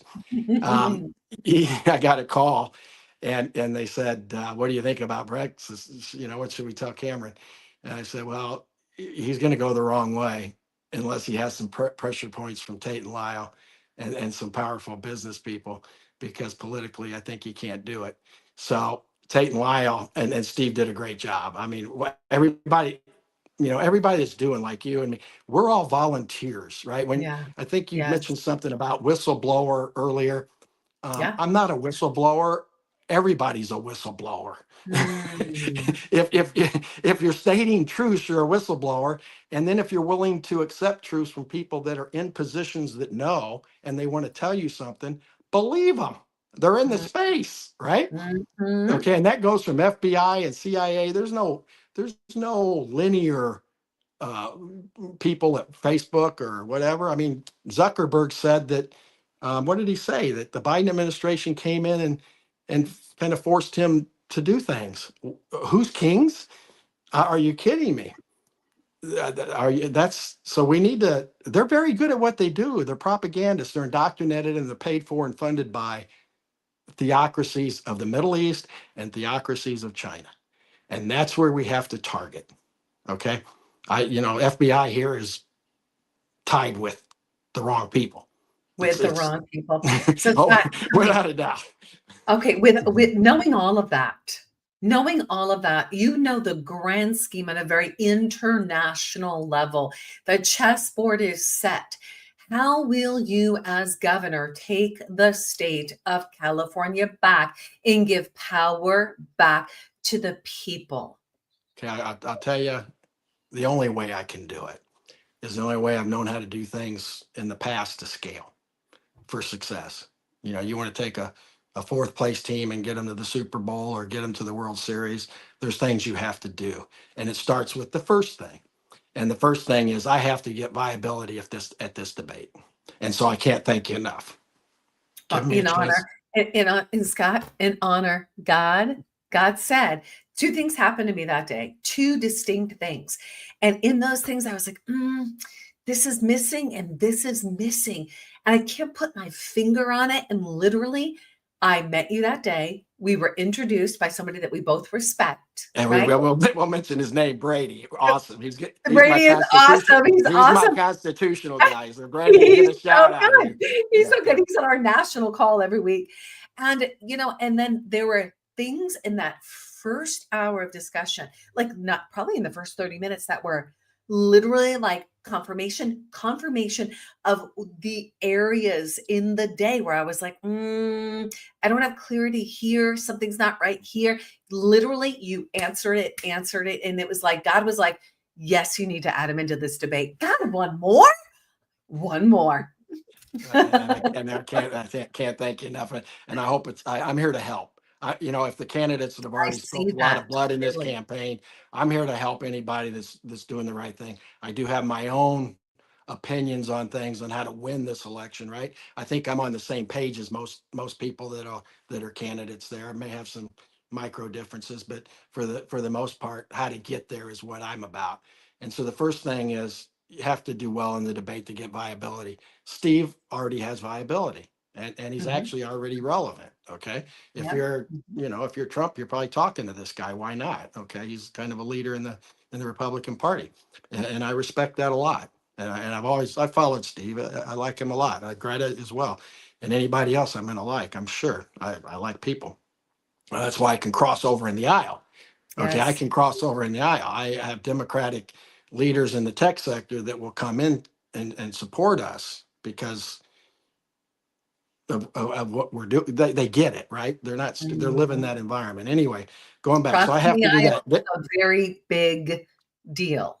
Yeah, it is a big deal. And we have to get the Democrats that aren't leftist atheists under the mindset of, and they realize it. I interviewed over 3,000 people when I came here in the tech sector in 2018. Okay, it was a very interesting time. I was looking for 5 specialist cryptography people, either at Cisco or and it was about the why, and it was about America.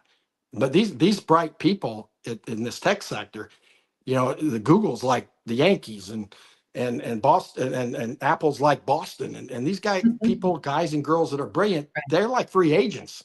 They can go anywhere, right? So, and most people work the agenda of money and lifestyle, right? That's just life. Okay, pressure points of lifestyle, and so I had to find the people that really were for America's ideals. I said, I'm doing something different because we're in trouble, okay, and we're in big trouble. And so we have to create things that are going to be transformational and be an asset to America without being leaked to the enemy. Period. End of story. And that enemy is here. It's in our agencies. It's everywhere, right? So that was it. So number one, the debate. I have to become viable after the debate, maybe even after this interview. That helps a little bit. Then I have to become relevant. And then I have to get Bobby Kennedy's endorsement. And I need to get Donald Trump's endorsement, President Trump and Robert Kennedy Jr.'s endorsement. I believe I'll get that. I believe I'll get that. But I have to become viable and relevant first. Yes. And when I get those 2 endorsements, and then the fourth thing is I've got to help stop the election fraud. And you know, we won't talk about that now, right there. except That's what you're what already we're going doing. You know what we do. I've been involved in it for a long time. It's real. It's obvious. Lie, cheat, steal. Right. And who knows whether they're putting fear, force, and extortion on some of our Democratic politicians. Right. Who knows? Who knows? I know athletes that have Well, they gone over have. to- yeah, They go ahead. have. I mean, there have been, with Dr. Douglas G. Frank is pretty extraordinary. I'm so excited for you to meet him. He's one of our moderators, election integrity expert in 46 states, a world-renowned physicist. His brain is just, he's alive. So he can take any situation and really begin to see the structure, infrastructure, the algorithms. He puts it all together in a way that you're like, oh my gosh, how did he just do that? But he tells stories because it's been grassroots throughout the United States of election integrity and empowering the communities to canvass their counties, expose the election fraud, expose the dead people voting, the people that, because they have longhand, of course, expose, those that are living in other states that are still voting here and they don't even know that. Now we've got the whole illegal immigration voters being added to the rolls. So in one situation, there was a Secretary of State in one of the states that the election being stolen was brought before him. All of it, the numbers in his state. Doug Frank sat down with him for 3 hours. And do you know what? 3 hours of time showed him it all. And the guy says, Doug, there's no way. There's absolutely no way. We have the highest level security for our Dominion machines. We are protected. Doug did everything to show him, but the showing he needed to see was within 5 minutes. Doug said, give me 5. Within 5 minutes, everything was intercepted. Literally all along, like everything intercepted. And he saw, he turned gray. All systems, all those Dominion machines intercepted. And Doug said, now are you ready? Now are you ready to expose this? Are you ready to take your state back and expose the fraud? He said, Doug, I can't. What do you mean you can't? Doug, they got stuff on me. What do you mean they got stuff on you? They got stuff on me with kids. Oh my God. That's the reality of what we're dealing with. That level of corruption.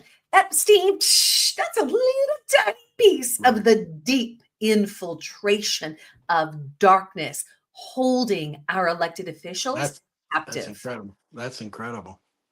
Is he still in office? Oh no, he's not in office any longer. I was gonna say, no, was it out in the press? Should I have read on that before? Out in the press. Yeah. It is now. We're talking about it, but it was but I've got some experience with dealing, like I said, in the sports industry where the dollars, if you looked up, I think his name was Enos Cantor. Back when Hong Kong was doing their protest, I spoke in San Francisco, and I know a lot of the Hong Kong capitalists, so to speak, right? And and it's fourth, there's Hong Kong, New York, Dubai, and London. Those are the four financial capitals of the world. It's one reason China wanted it, right? But reality is, money doesn't sleep. It goes to the safest place and the highest return on investment. So people will leave Hong Kong with their money eventually, or shut it down. But what happened was when I spoke there, it was obvious that a lot of people just really didn't understand our sports industry and that is tied to communist China and the money associated with the media companies that are tied, because the media companies and sports are tied together, and if the dollars are massive, right? Billions. Yes. So when Enos Cantor came out and put free to bet on his tennis shoe, and the Boston Celtics got a phone call, and the NBA commissioner got a phone call from China and said, if you do that, then we're going to take off all the games in China. Okay. And instead of the commissioner of China, commissioner, and I spoke out for the general manager I did a video on it pretty strong for the general manager of Houston, who had actually got blackballed, okay, for speaking out on it. And then had to come back. They put a lot of pressure on him. Very good man, by the way. And the Boston Celtics and all the league owners decided to placate China instead of, and Enos Cantor now is, an advocate, right, for Tibet. He's not playing basketball anymore. Okay, a professional athlete. He's the Muhammad Ali of the times, and nobody's identified that, right? I did. I said, this guy needs to be lifted up by every media. And where's the media for human rights and press, right? They're tied. It just, that truth, they're not with him, tells you who they're with too, right? So the owners, the commissioner of the NBA, instead of saying to China, guess what? 1.7 billion people love basketball in America. When you turn it off, they're going to find a way to watch it, right? That's my conversation. That's my conversation today. Okay. Enos Cantor can wear that shoe anywhere he wants to wear it. This is the level of atheist Marxist mind virus that's led into the cancer of communism, with our elites in power in the financial sector, as BlackRock, as you know, in sports. And believe me, I've been blackballed because of the sports stuff. When I speak on this, I speak it loud and clear with old people I know in the space, and even players are scared to speak. They can't do it. They're pressure points for their life, but they can do it. Okay, because this is America now. So for all the athletes that are listening here, you need to join us. I said that during the Hong Kong situation. I'm saying it now, and I'm getting some press on it. I may never be on the press again because of it. And there may be Republicans that say, Scott, you can't say that. Well, I can say that because it's the truth. If we don't talk the truth on the status quo of what the problems are, you're never going to solve the problem. Beautifully. And so I don't get mad, as my wife, she'll tell you, and you've had the pleasure of talking to her a little bit. We're good spirits, okay? But I do have a coach's game face. I can put on a game face without the emotion, because that's what coaches do sometimes, right? You got to get the locker room going. But I'm actually a very congenial, soft person. You saw the tears in the beginning, right? I'm actually a very, very soft person, and I carry no hatred. I really don't. I carry compassion for people that are indoctrinated with the evils of the mind virus of atheist Marxism that's taken away your spirit. You're born with a spirit, period. We are sovereign beings. We come from the Creator. It's beautiful. That's where our power and our freedom comes from. True power and freedom. There's no human being that can get through their tribulations in life without it. And so that's why they're easily indoctrinated, because it's easy to blame others, right? I can victim mentality. Critique. And the atheist Marxists are very educated at this. These top people, this is psychology and sociology, and it's 101 to me, and maybe 501 to some, but they know what they're doing. These people aren't stupid. The Chinese communists are not stupid. We were stupid because we thought communism was the issue in Russia. We didn't understand the real issue is the mind virus of atheist Marxism. And now Yes. we And know. That's this is you. what we would call fifth generation warfare. This is how they're utilizing it. Oh, they have for a long time. Mhm. Again, I'll speak on it at some point in private to people. We've got the data, we've got the information, we've Yeah. got the KGB defectors, we've got CCP defectors, we've got people around the world in India. Let media freedom ring is already in play, by the way. Even though it's not in play here in America, it's working very well overseas. We've got more people overseas, okay, working for Trump and hoping Trump can continue to create peace in the world the way he's doing it. Come Okay. on. The way Come he's on. doing it. Okay. Than we have here in America, except for mega supporters and you and me, and which is a lot of people, 80 million. So there's a Right. lot of people Right. doing it. But, Right. but go ahead. So yeah, I want to stay right there for a second because Yeah. let's traverse and let's connect the dots. Let's connect the dots with how it has infiltrated itself into election integrity. The whole Marxism, the whole thinking of people, my vote doesn't matter. I mean, it is distorted when we are giving our power away. My voice doesn't matter. My vote doesn't matter, right? And so I think that you have, from what you've told me, you have the ability to take our elections back and take our California back. So how do we rebuild trust in California's elections? I think what we have to do is do what you and others have been doing, and Steve's working on, and about voter ID. And I think even Nicole, what's her, Shanahan, is Yes, working on something on that as well. So yes. I think there's very, very good people, smart people doing it. In terms of technology, um, yes, I'm associated with that ability to, at the right time, to bring that to the table. We were able to do it. Um, Previously in previous years. Mhm. We got shot down. We actually took it to the United Nations. Dumb Scott, 2018. We thought the United Nations were what free and fair elections across the world, right? Right, So right. I had some relationships there, and we were going to help implement that. Kind of opened up the Smartmatic Dominion issue. Mhm. I wouldn't say I'm responsible for it at all, but you can tell I'm not scared to talk to power, and so maybe it opened up some people that behind the scenes had some courage that could do more than us. Okay, not electronically, but in terms of exposing it and believing what's going on is wrong, based on nobody wanting what we have. Right. And I offered it for free, and I'm not going to say who to today, but we offered it for free. So we know how to do it electronically. I know other people want the no electronics in it. Um, I'm in the crypto space too. I'm licensed with a platform in America with a secure You're platform. known as the crypto The governor coming crypto up. governor, That's yeah, what I hear. Uh-huh. I put that out because there was a Democrat that was running, and he said he's the crypto governor now, and I'd already had it out on one of my sites. Right, And right, so right. I went Right. on Instagram and invited him to a debate. I haven't heard back from him.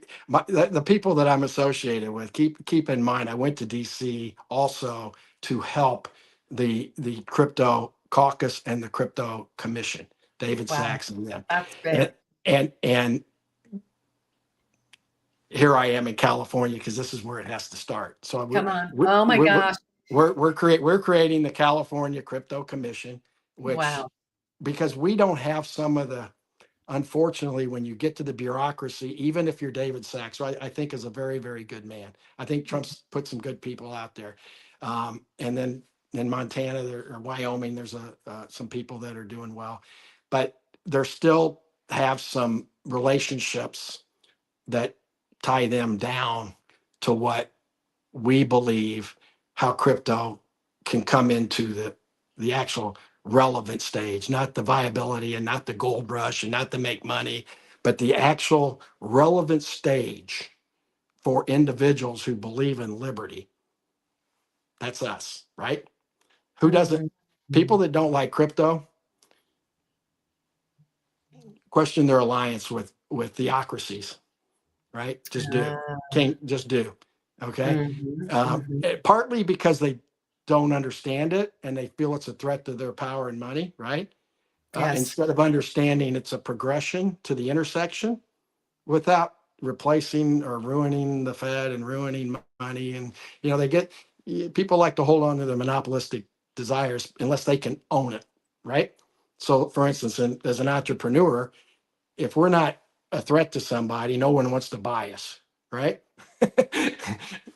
Okay, they're just over here. It's going to happen in politics too. If I'm not a relevant threat, nobody's going to talk about Scott Shields and worry about him, right? So, but as soon as I become relevant, okay, certain Democrats and Marxists are going to come at me like they did General Flynn. Right. And the advantage I have is I'm prepared for it. You are, and you're prepared because you've got what I'm realizing about you and in getting to know you is the truth emanates from you. The truth, it's just like you just speak the truth and you walk in the truth. And when you walk into the truth, you're unmessable. I think it matters. I think it matters. It does matter. Yeah. And I've been a person, one day I'll say at my father's funeral what I wrote, and it was touching. And then I've had the privilege of meeting, because I do the walking trade show, and I'll bet Steve's that way too, and I'll bet Greta's that way. We all have experience with a lot of work people, different temperaments, talents, convictions, races, religions, sexes, even atheists. And I've even talked to my atheist friends that say, wait a minute, I'm not an atheist Marxist. I said, I know you're not an atheist Marxist, but it is a religion. You're an atheist atomist, okay? You believe in science, okay? And your kitchen table lineage of family and everybody else that you grew up in, family members, they may be Christian, they may be Muslim, they may be Hindu, they may be whatever, right? But they got their spirit in them, okay? Yeah. Atheist Marxist takes that away. That's the religion. Christians have Mormons, we have Protestants, we have Baptists, we have evangelicals, we have Catholics, okay? Atheism has 3 different sects, as I wrote this a year ago when I got into this, is atheist Marxism, atheist atomist, which is basically atheist. That's where atheism really came to be when Adam 500 BC, years BC. And they weren't against the religious deities. They were just discovering something, right? And trying to work it out. And then there's atheist humanist. I'm an animal lover, and I there's a lot of atheist humanists in PETA, right? Now there's also a lot of atheist Marxist extortionist idiots. I'll just call them idiots, okay? Right. Who actually harm atheists who are humanist. But atheists that are humanist are more appeasement people. They don't they're not going to take on their evils inside next to them, right? It's hard even for all of us, right? We don't want to alienate ourselves with people that we're in that dopamine manipulation, which we all require, which is a group, right? So we have to, there's some science behind how we're going to demarxify too, is by educating people on actually what happens to you and why you are a victim. Wow, amazing. So let's hold on that for a second, because that's really important. So when you're dealing with neurotransmitters, you're dealing with the functions of the brain or neural pathways that become constricted, right? We find that like someone's in a cognitive dissonance, right? Or pain from the past. There's some trauma there. So the brain will continue to go down the same cycle and then dump dump all the hormones in the body, the stressors, the cortisol, right? And then people will look for ways to fill the void, so they get the dopamine dump, right? So it's like this cycle to hell. So what I get is you're utilizing your platform, your space to powerfully educate the people so that when we can learn about ourselves, how we function, our God-given being, our sovereignty, how the brain works, how we function, how we think, how information comes into us, and then what we do to compartmentalize that, but really how to not be in bondage to that lower brain, the victim mentality, the fight, flight, and freeze, but how to really access that higher consciousness where we have true freedom, true peace and ease, and where we are no longer a victim. That's what I'm kind of picking up from what you're putting down. Am I on? Without a doubt, and it starts again with the spirit. You have to enlighten yourself with your spirit. If you can't find your spirit, you are very, very vulnerable. All of us, me, you, everybody. So as we educate, you still have to get to the root of if you have cancer, you got to look to where it starts. You know, you got to get to the root of it, right, to try to cure it. Anything Yeah. you have, root of the Yes. problem to get to the root of the solution. And it's a quasi thing said, but it's a true thing. So the root of the problem is you're not accepting the spirit within you. Once you do that, a lot Mm. works. And it goes into homelessness, which I heard you talk about earlier. One of the Yeah, let's issues. talk about that. Okay, Let's bring yeah. that up. Homelessness really isn't homelessness. Okay, there's three aspects to our problem. We have Mm. homelessness, which is people that are actually need help, right? And they're not addicted and they're not mentally ill. We have addiction problem and we have mental illness problem in this area, and we have to divide them. We can't group them and create a solution. So we have to create a solution for homeless people who actually need the help, right? Yeah. We have to do that. And we have to supply help for the people that are addicted. You know, Robert Kennedy was a heroin addict. He's running the HHS. He goes to meetings every week or every day, maybe. Amazing. Amazing. Okay. It's not where Mhm. you've been, it's what are you doing now and how'd you get there? So I That's tell so people with true. Bobby Kennedy, if you're on drugs, don't tell me you can't get off it. Now, again, some of these are so powerful, like and we see them in the streets. But then does that apply to the mental illness part? And that's why they're doing the drugs. They were already mentally ill, and now they do the drugs because some pimp takes them and feeds them, and they can get government money and get the payola from it. So there's a lot of truth you have to look at on I don't know how to solve it yet. Okay, but I know we have to decentralize the effort. We have to say homelessness Mhm. is a problem, and we have to take care of people that might have had a bad marriage or they didn't have insurance when they died, or they had health problems, right? And now they're medically there's an issue. We have to really have our compassion toward individual people, and that even Wow. goes to the addicted, and that also goes to the mentally ill. And right Mm. now we have the humane society for animals.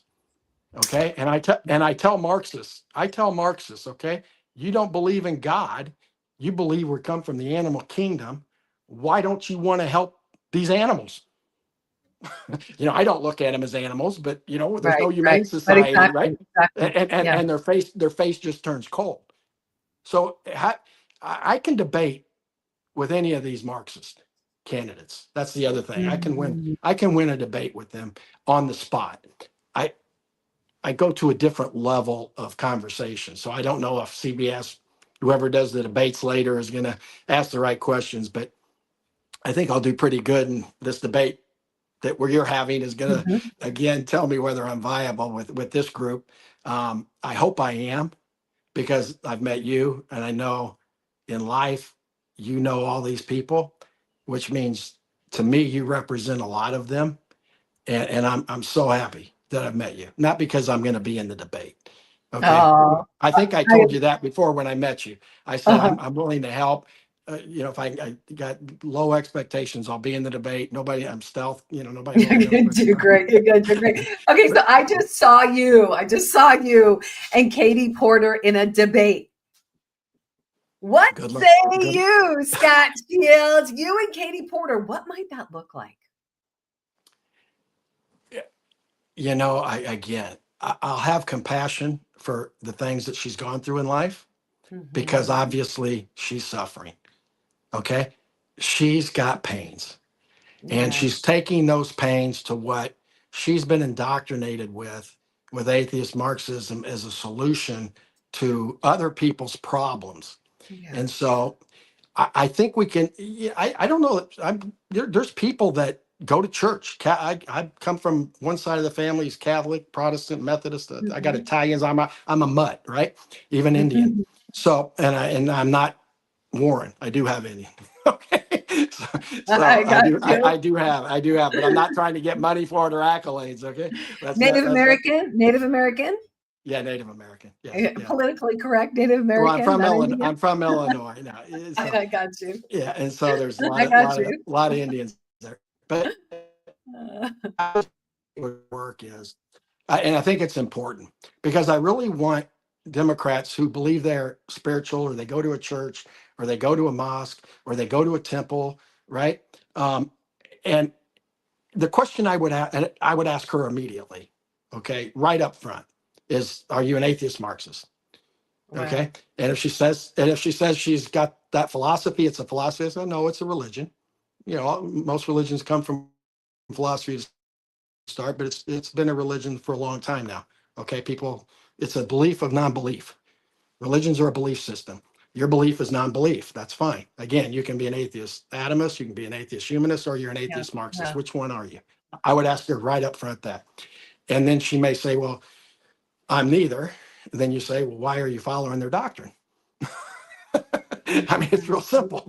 Culture creates policy. Okay. Right. Your culture of individuals creates policy. And in America, we want differences in Congress. We want differences in the Senate. We don't want a religious theocracy. And even as all Christians over the years, we've had Protestants, Mormons. We've had basically Christianity as the antitrust religion. So it's worked, right? We got differences. That's not a bad thing, right? Mhm. We got people, Yeah. some Catholics support abortion. I don't, right? But they do. And I got family members that do. And I understand it. I have compassion for whatever they're, why they do or whatever, but now I got to really identify, right? I've got to get down to That's the right. core. And so I would ask her, if she does go to a temple, or she does go to a mosque, or she does go to, and this is anybody that's running, or a Christian church. Do you also go after you leave the Christian church over to the temple on Sunday? No, you don't practice two religions. No, you can't practice two religions. That's a false dichotomy. You can't do it. So you can't practice atheist Marxism and be a Christian. You can take their money and be aligned with them. And I've had this conversation with top financial people, and they're starting to wake up. Okay, they're waking up. You can't be a Hindu, a Christian, and be a Muslim, a Jewish, in the Jewish, I don't know what they call it, but you can't be a religious person and go to the temple, so to speak, right? And then also be an atheist Marxist. You can't practice both. That's bipolar. That's your issue. Pick one. Pick one. Okay? Don't go to church. Become an atheist Marxist and let everybody know. But don't pretend you care about, Right.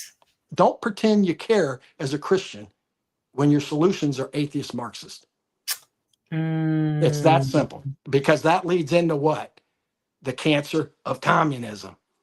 Okay. Wow. You Wow. may think you're okay. You may think you're doing okay, but where does it lead? Okay. If you really believe you are that, then go over to China, go to Yeah. Venezuela. Yes. I was down in Miami at the Freedom Conference helping the Cubans talk to their family. We have somebody at the door, but that's okay. I heard that. Hopefully they're dropping off a package, but either way, if they're friends, this has gone longer Yeah. than we thought. But that's my message to her in a debate. I love That's it. my question, and she can ask Yeah. me anything she Yeah. wants, and she can try to answer that. And if she does, she'll be a fool if she answers it wrong, because it's resonating as I go out there and I talk to 20 and 40-year-olds around this state. And that's who we've got to talk about. I'm not going to change Jane Fonda. It isn't going to happen, right?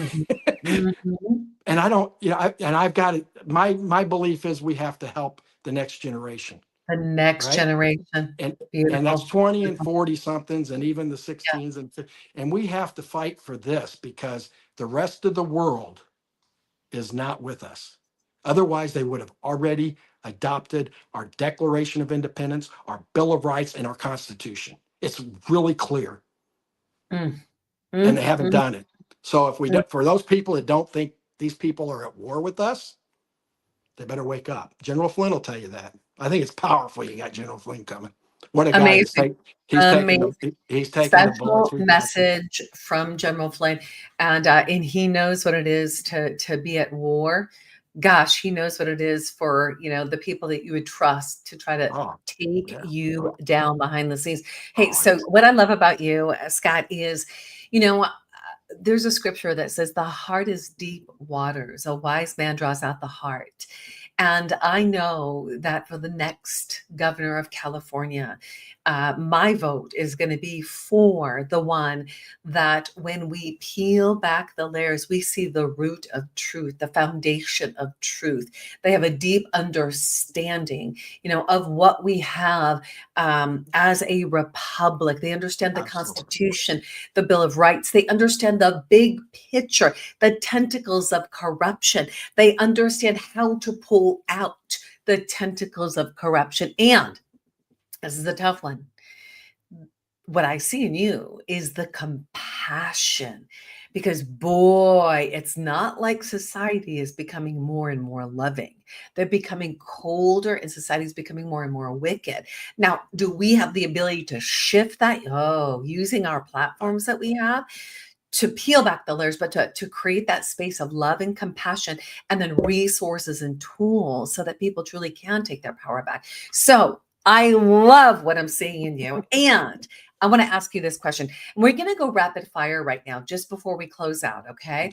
And people are going to get to go, we'll go into the more nitty gritty questions up on that stage on November 8th at the California Governor Showdown. And everybody needs to get there. TakeOurCaliforniaBack.com. If y'all don't have your tickets, go get your early bird tickets now. And I might have a few surprises for you there to show up there. She deserves it. She deserves it. Oh, yeah. Come on. I mean, listen, he's not messing around. All right. So let me ask you this, Scott. Which of the current events, such as the Governor Showdown, the mayoral race in New York, the Middle East, Russia, Ukraine, tariffs, or any other affects California currently and in the future? Well, I think they all do, but since we're going to go right to the core of it, I think everybody needs to watch the mayoral campaign, or what happens in New York City, because obviously we talked about Marxism, and that's incredible that we're at this point. Yes. And the last thing we want to happen is for that to end up getting legs here. I can assure you that no King's protests would have been chaos and violence if Trump wasn't the president. And they still would have had a no King's protest. They are against capitalism. The fight is against capitalism, mainly because they don't even understand it or know it, and we feed it to them, and they're under the propaganda. So the Marxists, lie, cheat, and steal. The guy running for mayor, lie, cheats, and steals, right? If you don't think he's going to use fear, force, and extortion, and once he's in power, you're wrong. He will. And he's going to have alliances and allegiances from the Middle East and from China that make that happen. And from even George Soros, who's, again, you got to remember, a lot of Europe is Marxist too.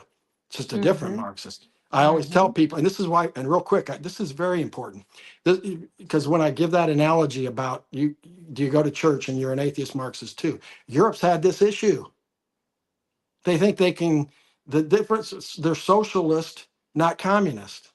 And the only thing that separates them from communism is they believe they're spiritual and they go to the church. Right? Yeah. Yeah. That's the only difference. It's government theocracy. So they have they've got to, and it's working. I mean, I've actually been a part of this with Let Media Freedom Ring, and we've woken up. It's late though. There's some countries there that are in big trouble. Yeah. But and we don't want that. So that's why I say New York is a bellwether. We cannot let that bellwether come to California. We just can't. We can't do it. And we have to do it without a fight. We have to educate. And that's what I'm doing with very brilliant people around the world with Let Media Freedom Ring. And I need to do it here with as a governor, or as helping somebody that's, in the politics. I'm new, I don't have too many expectations, although I'm very confident that I can resonate across the aisle as well as in the aisle. So hopefully in the aisle, which is right here, I'm resonating. I can also resonate across the aisle. Come on, Scott Shields, you've armored us against the assault. Pretty amazing interview. There's been a lot of people doing it. I've been doing it stealth with very strong teams, right?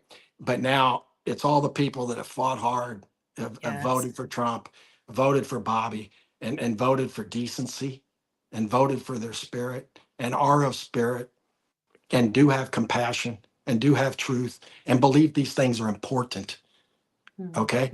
For people that don't believe they're important, those are atheists, Marxists, or under the mind virus of and or communist. Lie, cheat, steal for your means. If that doesn't work, fear, force, extortion. If that doesn't work, death, like Charlie. I'm standing with Charlie. I'm here because I'm here for Charlie. Come on. No doubt about it. Come on. No doubt about it. That's what we say. We say fight like Charlie, and you are an example. You know, it's funny when I put that on the flyer, fight like Charlie, it was maybe like 2 weeks after Charlie's assassination.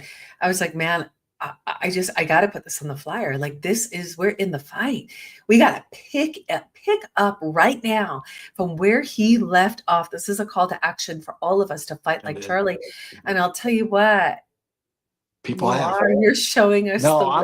People have. I'm inspired by, I wasn't a part of TP USA. I was, I do, what my space is. And I really hadn't really watched it. And, I know it was good. I know they were with Trump. But I was extremely touched. Yeah. And I that's, if you're not touched, you realize some of these people, we see how the mind virus has got them, right? They have zero empathy for anybody that's dead. That's why I said they will go to death because they're under that indoctrination. And you know what? The leaders that fund them, they know that. You hear Obama talk about the other day, and I'll leave you with this. He's being interviewed, and he's saying murder is a petty crime in Chicago.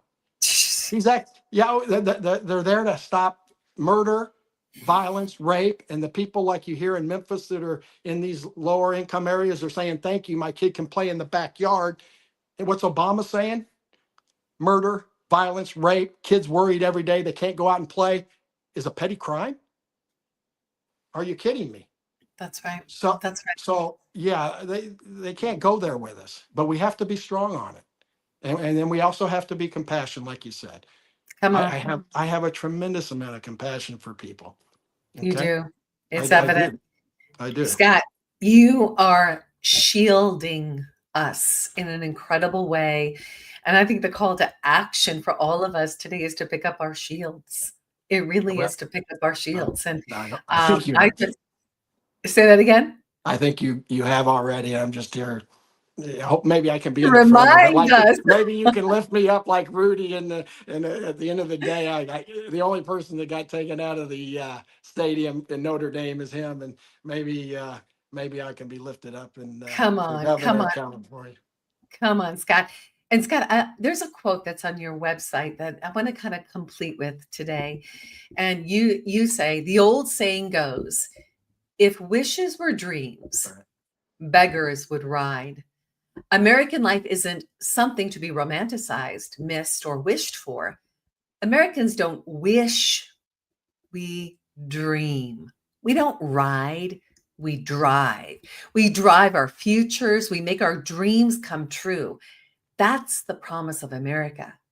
And it must be the promise of California, a life to be dreamt of, longed for, worked for, and achieved. That will be the future of California, a life longed for and a dream achieved. It starts by tearing down artificial barriers between us. It starts by voting. And on your website, you have voting for the candidate and not the party, and voting for Scott Shields. Right. And again, to let people know, vote the party, vote the candidate, not the party, is so people can critically think on their own, okay, regardless of being indoctrinated on whatever it is, because we all can be, right? And we want to be a part of a group. Let's listen to what the candidate's saying, and let's get behind what their effort is at the highest priority. Remember with Trump, I can't say I agree with everything that Donald Trump, okay, has done, but I know but I'm with him, right? Because nobody's perfect. You can't be, nobody can do everything. But the core issues that are going to make a difference, I'm a Reaganite, trickle down, right? If you don't start here, you're not going to start here and make up, right? It's not going to happen. So you have to start here and then go down. And which means you have to identify truths. What you've done here with your following, and the candidates have too. I look forward to meeting all of them. I really do. This is new to me, and I love people, as you know. And so whoever I meet, I'll be happy to meet, whether, whatever their ideology is, or they think I'm nuts or not nuts or whatever. It's okay. It's what an opportunity for y'all to be on that stage, to meet one another, to collaborate, to unify, yet stand and play to win. And we have a lot of our, conservatives that are saying, hey, why do we have all these people on the stage? I'm going to show a picture right here. Why do we have all these candidates on here? Why? We just need one. Well, how do you know who that one is? Get to hear. These are the warriors standing in the gap.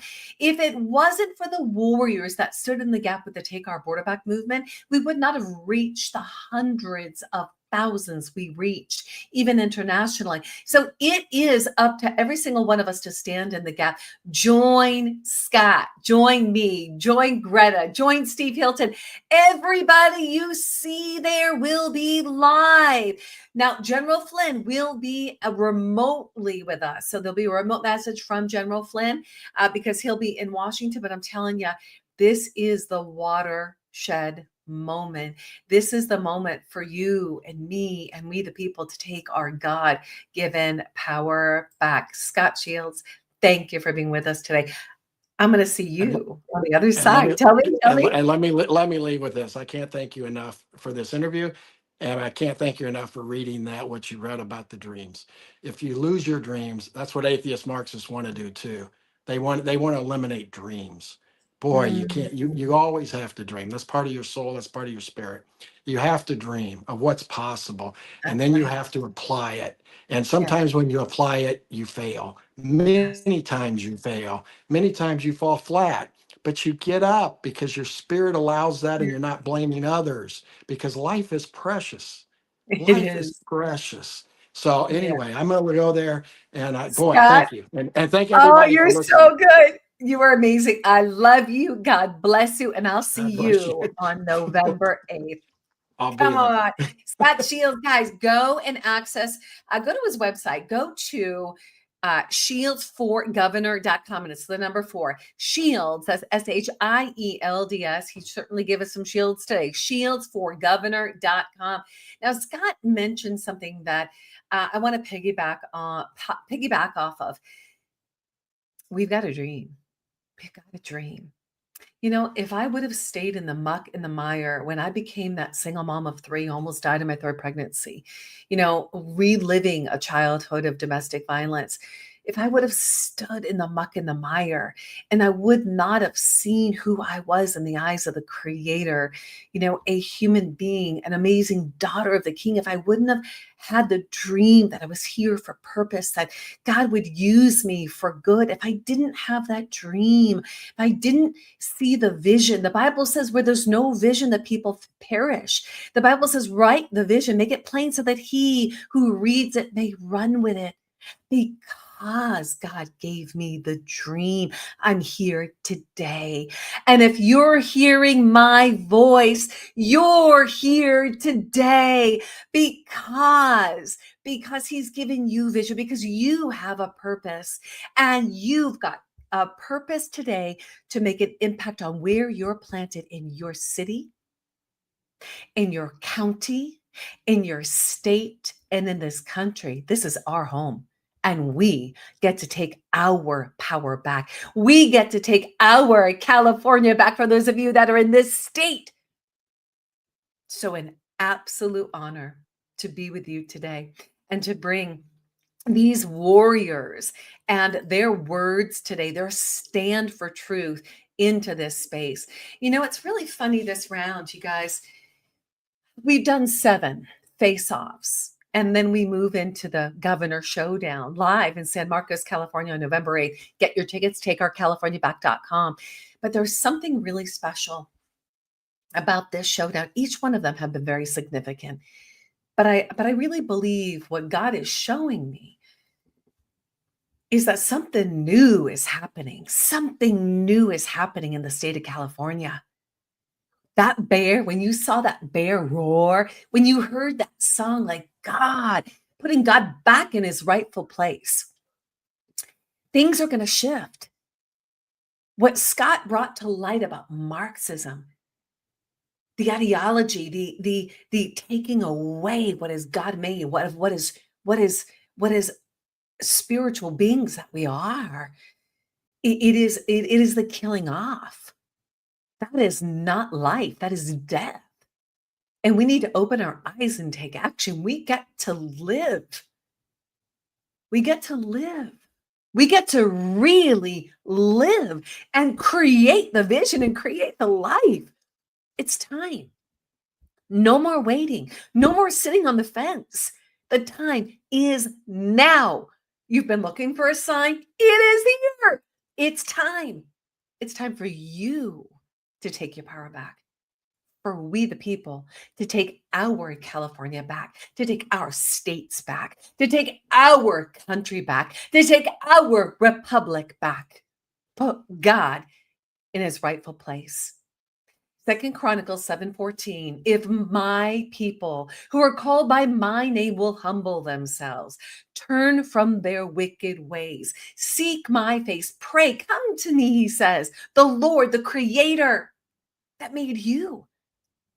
I will hear your voice, forgive your sins, and heal your land. Heal here, heal here, heal here, and heal here. That's what we have access to. It's time, America. It's time, California.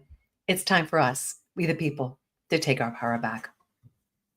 I'm Kim Yeater with the Take Your Power Back show. Thank you so much for being with us today. I'm going to finish off with the video that I started with to remind you that you get to choose who represents you in this state of California. The Take Your Power Back California Governor Showdown.